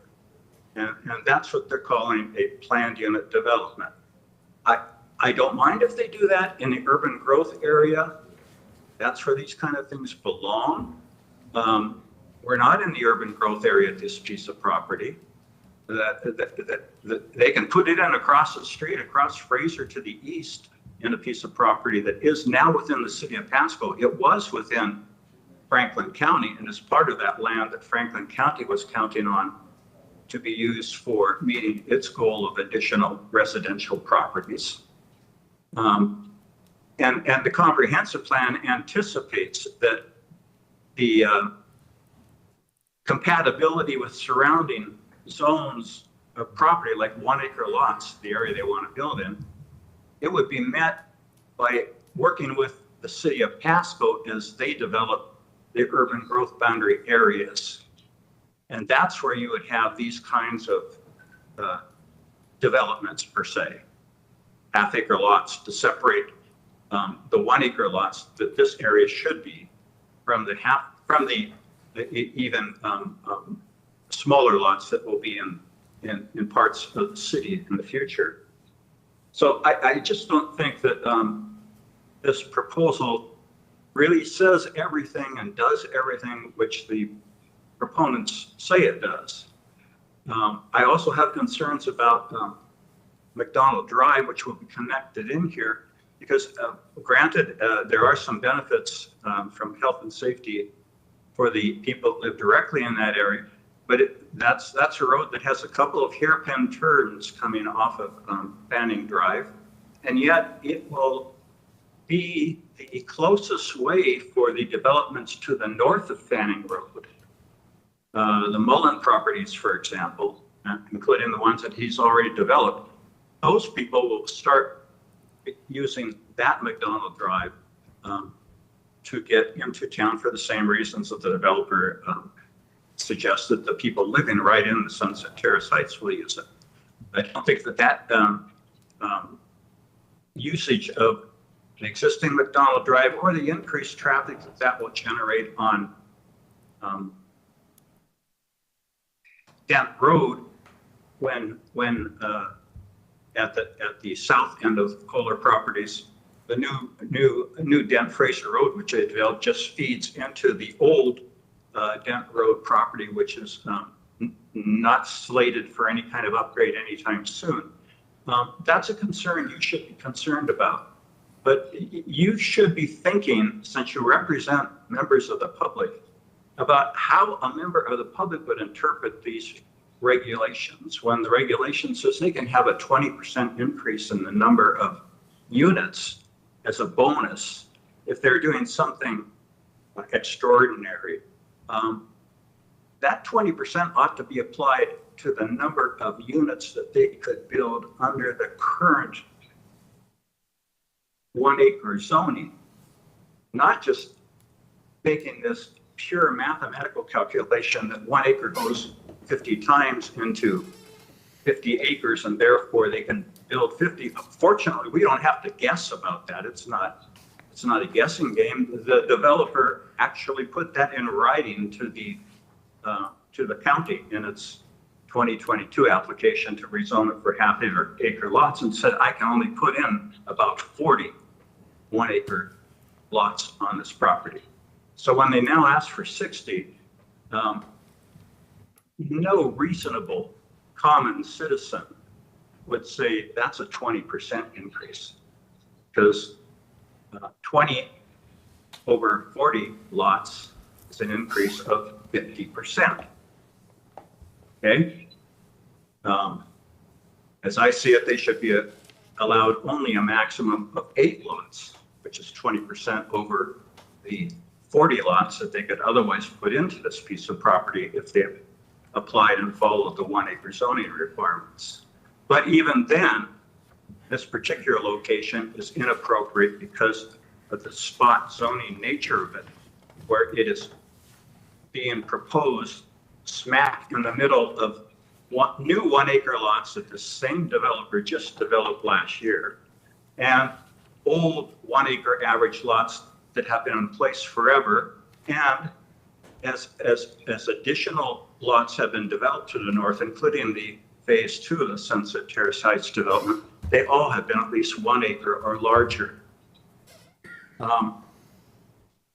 Same kind of concern with the increased septic flow into the soil and potentially affecting groundwater in that area.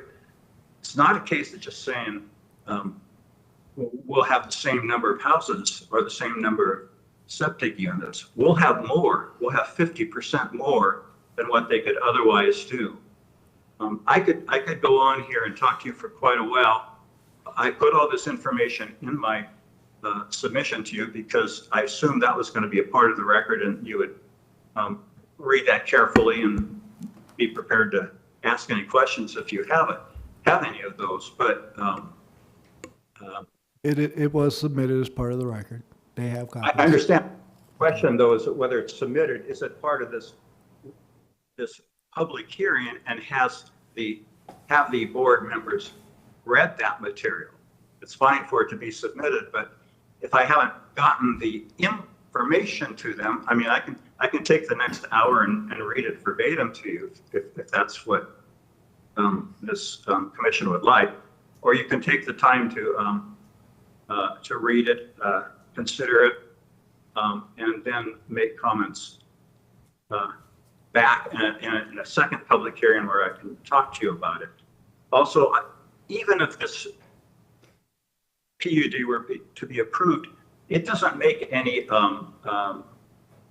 kinds of allowances to make it compatible with the 1 acre average Sunset Terrace Heights lots to the north. It should be considering reducing the number of lots by taking away some of the lots in the northwest corner of the proposed PUD, I think lots 17, 18, and 19, and making those open space areas if you were going to approve this kind of thing. But primarily, this just appears to be a spot zoning type application. It appears to be just an effort to try and shoehorn in those half-acre sized lots, which don't belong in this part of the county between 2 1 acre or larger units. I would be glad to read my entire 15-page letter to you if you think that's appropriate. Otherwise, I will ask that you folks admit it into the record and please read it before you do it. And I just urge you, this is going to set a precedent because the applicant, in fact, in its letter said, you know, the Richview water system applied for a conditional use permit, and they said in there that they're going to build like or serve like 600 units, residences in the area of property and their service, which included Kohler, the current the McDonald Farm area that is, I think, now owned by Eichmeyer, the Mullen properties and the Underwood properties.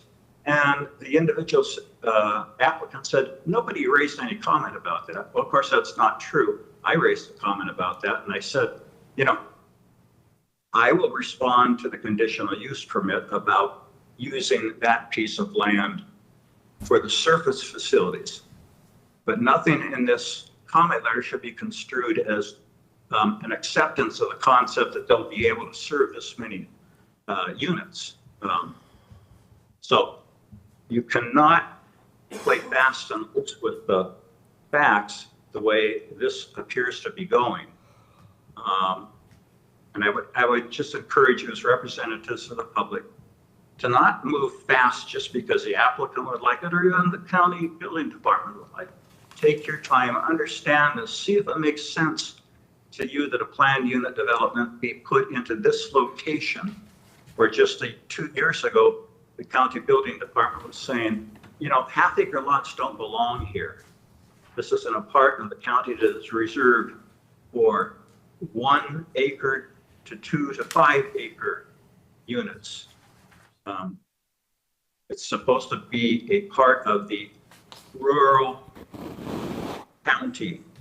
This is an attempt, and it's the first attempt. And once you approve this, the developers are going to move all the way north to the McDonald Eichmeyer property, to the Mullen property, and to the Underwood property. And they're going to propose all these kind of camouflaged half-acre subdivisions, calling them planned unit developments. So you need to think hard about this, about what the impacts are going to be, not just upon this 50-acre plot, but when you have hundreds of acres of property that are now being increased in the number of units by somewhere between 40 and 50% than what they would normally be able to build upon using standard 1-acre units. I don't think it's appropriate. I urge you Not to interrupt, but we've got to keep this rolling. You've kind of been going over the same points. To my time. What's that? That's the end of my spiel. No, if you have anything new to say, we're happy to listen, but I think we've got these main points. I don't have any. What happened? Oh, my He's still here. Oh, that didn't sound good. Can you hear me, Bob? I talked to him and then we cut him off. Yeah. I know. Yes. Yeah. Yeah, but I thought they'd fixed it. Well, I mean, it's still, On Hulu right now. should still be going on. Well, what I'm trying to figure out is whether or not Bob, see, I still He can got, hear I've us. still No, got no, Bob's still here. Can you hear us? Tell him we didn't cut him off. Yeah, but he needs to know that we can't hear or see him. WebEx just shut down, or the vector. Hoping you can hear me, Bob. We lost our screen here, but we've got you still, but we can't hear you at all. Nonetheless, too, he said he We didn't can't have, see he said you. he didn't have anything else to say. He said he was good. What? Aaron? So instead of screening here on WebEx, I just noticed it turned on the web camera for the laptop. Yeah, because I just turned it on. Now it's off. See? I was trying to see if Bob could see me. Okay, well, let's move on. We've heard his testimony. Is there any more negative testimony? Can I make one very brief comment? You got to come up to You the got to come up to the mic so that we can record it. I'd just like you all to know that Bob and me, we are not alone. Our neighbors feel this way, and they put a lot of trust in Bob to articulate the concerns. So it was portrayed a little bit like, you know, he's just one person that keep raising issues and a troublemaker. No, the neighbors north of this development generally feel this way. And so we're here kind of speaking on their behalf. Thank you. Thank you. What I want to know is where Bob's been all this time when we needed new planning commissioners. He speaks like an attorney. His zone hasn't really come open. It's as the vacancies come up. I don't remember which one, but yeah.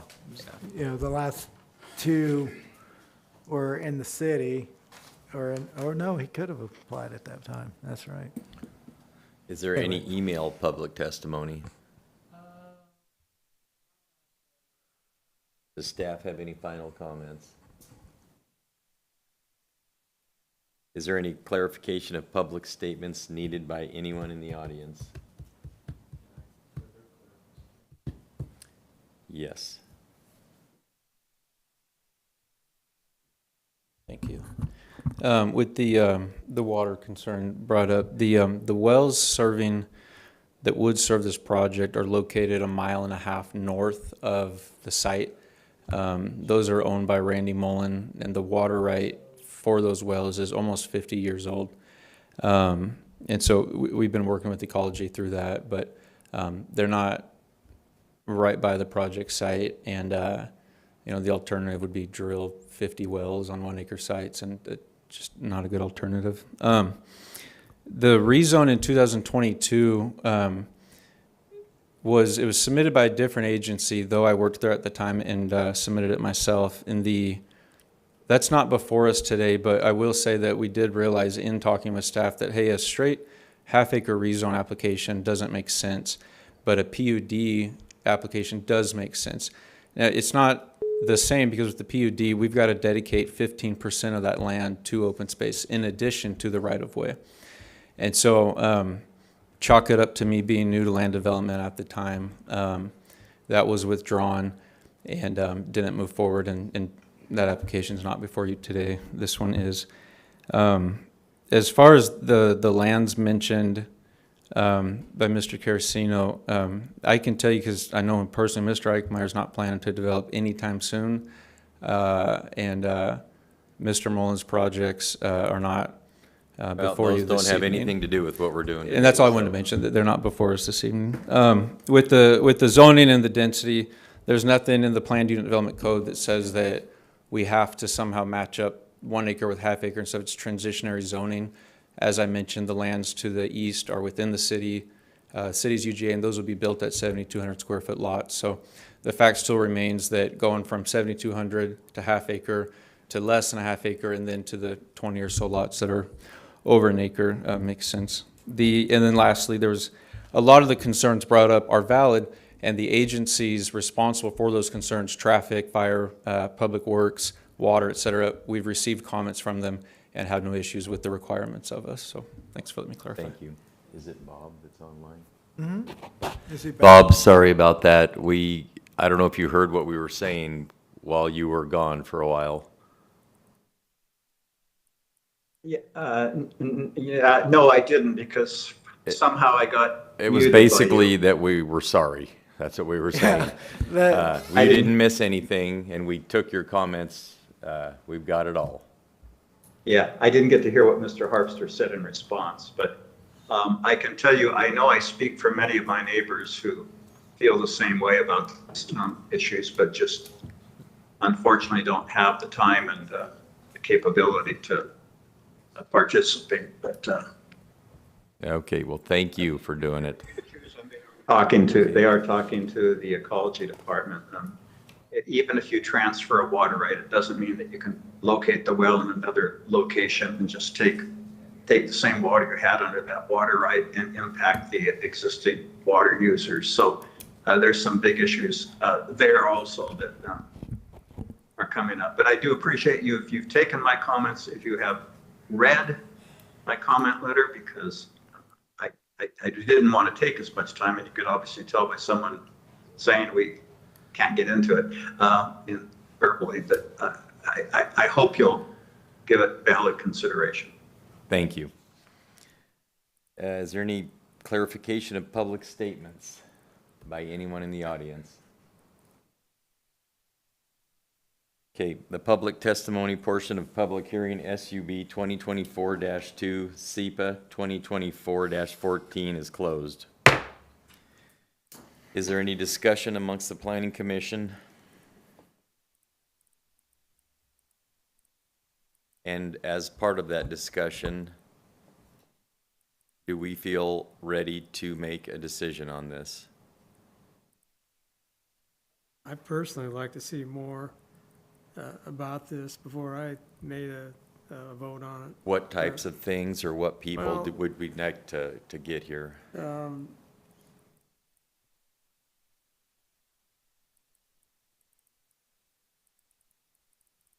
I don't know, no, yeah. I want to just remind, not only the body of the commission, but also everyone online and present, that we make these recommendations based on what information we have. We aren't approving this as it's okay to move forward and develop. There are so many things that are going to continuously have to take place. Even if we make a recommendation, that necessarily does not mean that we are approving everything they are requesting. We are only approving based on the information we have on this PUD increase. That's it. That's the point, though. The difference here is normally, under prior applications for subdivisions that you've seen, you had to make your recommendation or table the hearing and continue it at another meeting. You don't have that requirement here. You can make your decision now. You can ask for more information. However, we need to know what information that would be that you're seeking. That's the biggest difference between what we're dealing with right now. You are under no obligation to make a decision at this meeting. You're also not under any obligation to hold additional hearings. Derek, to interrupt, Yeah. you said we can talk to the public about this, correct? Correct. We can go out and blap with people.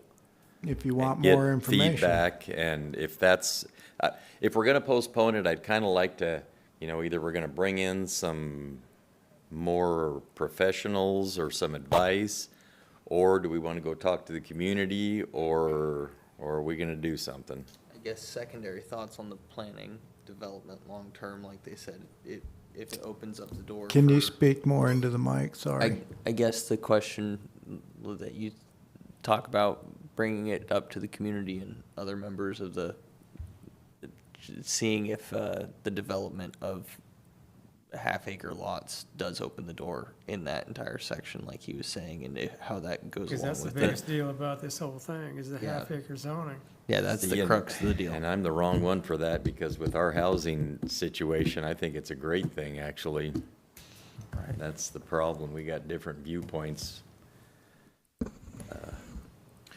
One of the questions I have, as we go to these half-acre lots, and clearly the city's plan is for way smaller lots than this, and we have a kind of a rural area that is being more densely populated, but is our Parks and Rec and all these, and not creating enough open space in these developments, should that be a concern of a more global planning by the county as we allow these, that we're not we're creating this high-density area with no green space, no grass.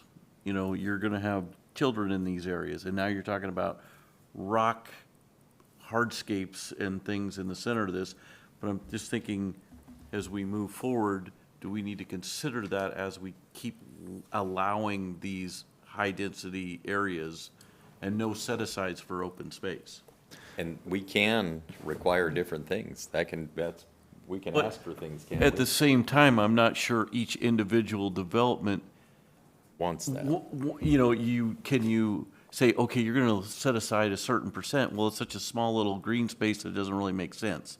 And maybe it's more of a concern for the city and their urban growth plan with more density, that maybe we don't need to worry about that. Someone ought to be considering it, though, in a more global plan.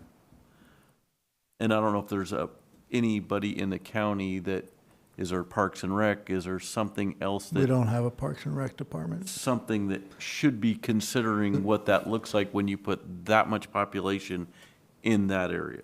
Well, this is. What I want to make sure that I'm following what you're saying or asking. So here we have the 15 creates what would be considered in Parks and Rec vernacular a neighborhood park. Might even border on a community park, but because I can't remember the acreage, but that's what it's like 17 acres or something like Common that. area. But so that's kind of what part of our philosophy was when we're looking at this is the county does not have recreational facilities. So we got BLM land you can run around on and stuff like that. And then if you know somebody with a big chunk of land, you can run around on his land or their land. Then we got the state parks along the Snake and stuff like that. We got Juniper Dunes. But if you're not an ORV person, Juniper Dunes doesn't really, I don't know. I've never been out there because I don't have an ORV stuff. I don't like watching people do it. I would want to do it. But anyways, that's a me thing. Point being, these create recreational pockets. And I heard you say two things that I want to clarify or make sure I understand. One, there was a concern that, okay, great, you got this open space, but you can't play on it because it's like playing on rocks. To Chair Corrales' point, those are things that you can say, you know what? No, we want it all irrigated, all landscape. But then you got to think about, well, what impact is that going to have to the HOA costs? Do you care what the impact that is to the HOA costs? See, I mean, these are the things that you should really be thinking about because especially on this one, this is the first. Well, and that's my point, is I think it would be nice to have a little more input from others on this development in terms of that open space, right? And now we're creating this higher density area where you're out in the middle of almost nowhere in terms of you're in a almost city-like area, but you're not in the city, right? You're not gonna walk to the park from here. You're in this neighborhood and all you have is a pickleball court and a basketball court and no grass to throw a football, right? And there's gonna be kids in this neighborhood. And these are gonna be $1 million homes. I'm just saying maybe we should just put the brakes on just for a second and give a little more consideration of what is the impact of Talk to them. Well, how does that, the impact, what is the impact outside of, yes, HOAs are gonna be more expensive, but are we providing services for the people that are gonna live in this community, right? and that, I feel that's a great point, and I feel like that's also personal perspective, because one of the main concerns here, and from what I've heard, is water conservation, right? And where is that water coming from? What are we doing with this water?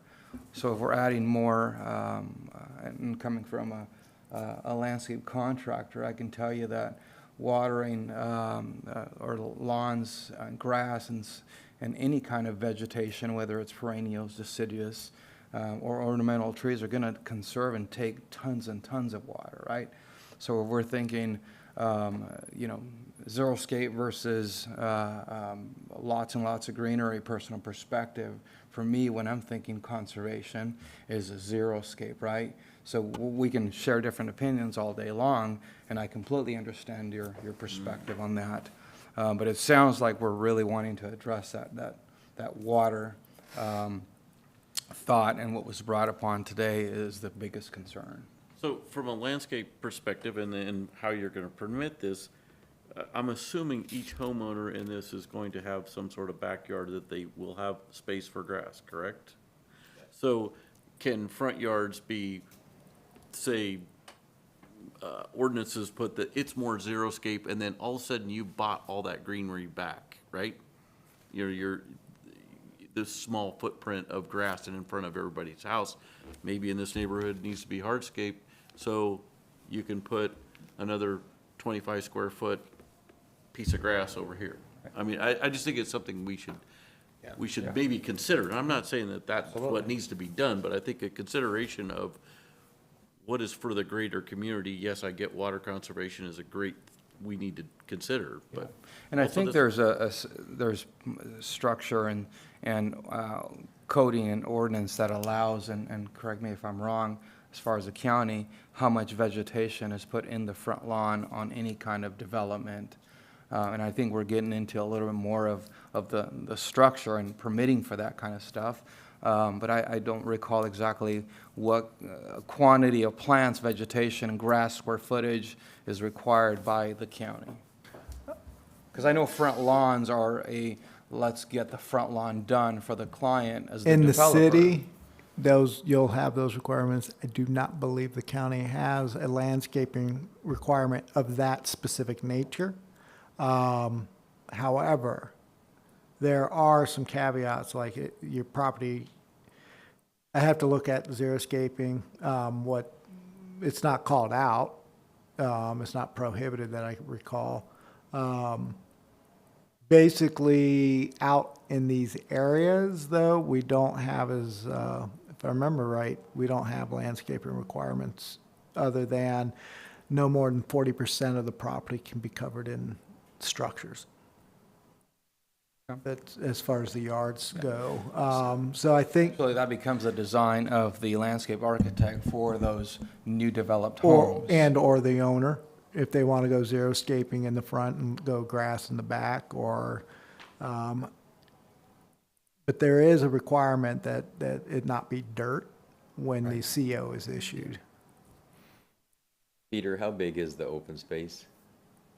17 acres, isn't it? No. Was it 15%? Yeah. That tract in the middle is 5 acres. Yes. 5 acres. Yeah. More than you need grass, but I'm just saying, it's, I'm not one for tabling things, but it sounds like we might need to kind of get some feedback along with some of the information, kind of align our thoughts. But till next meeting? What's, we're just, I guess They're still trying to figure out. there's been enough Yes, information remove. that's been presented and kind of aligning what's the overall goals of I guess if we wanted to come back and think about adjustments that we want to have made, seeing as this would go through, along with the implications that that the other members have brought up as well, potentially down the road, I think is just. okay, let's put some numbers to this. So who wants to vote today and who wants to put it off? Manny? I'll vote today. Put it off. Off, Put it off. off, I'd rather postpone. off. So that's 3 to 2 or 3 to 1, 4 to 1. Okay, so we're putting it off. Hey, now, you made them all fess up. What's your position? Oh, I said it. He did. Oh, okay. I had to vote first last time. So if I understand correctly, with that majority vote, tabling it, I'm Not really assuming. tabled, we're just gonna leave it What alone. will happen is we will advertise for another public hearing regarding this matter before the board, or the planning commission. Okay. Our hope is that Public testimony again?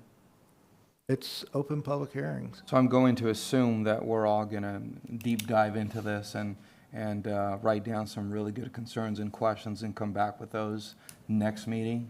Is that what I'm getting?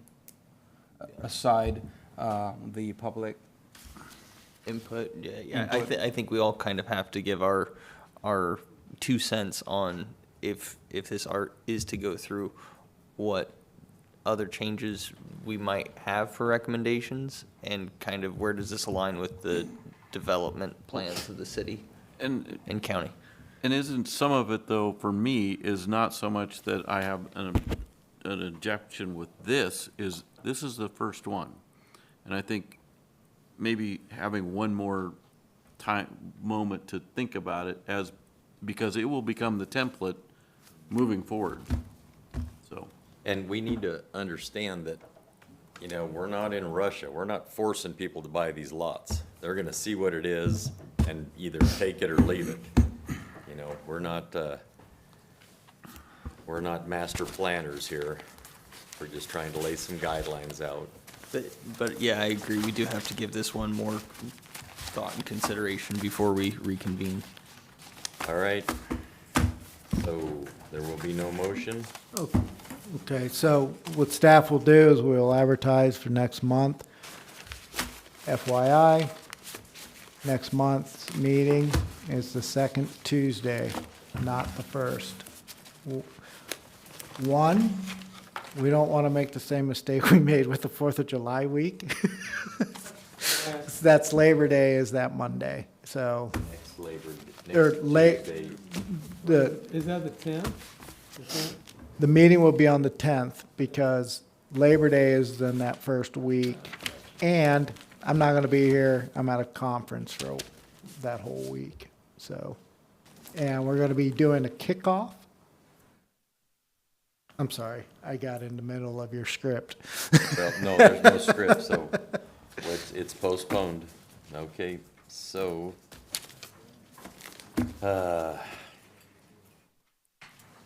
we're done with that. Any other business? None? Yeah, just, I want to inform you that we will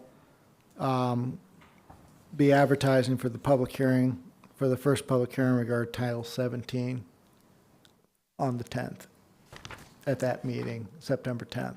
We will advertise, or we will be, I'm advertising that the hearing will be held. So the public hearing, the first public hearing regarding Title 17 update is going to be on the 10th. on that meeting also. Yes. Wow.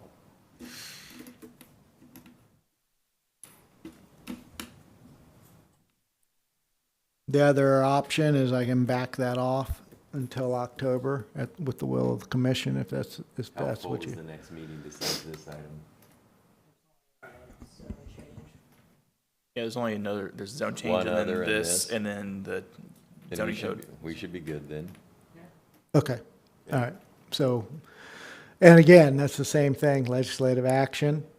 So between now and then, look it over, talk to folks, find out what they think should be changed in our code.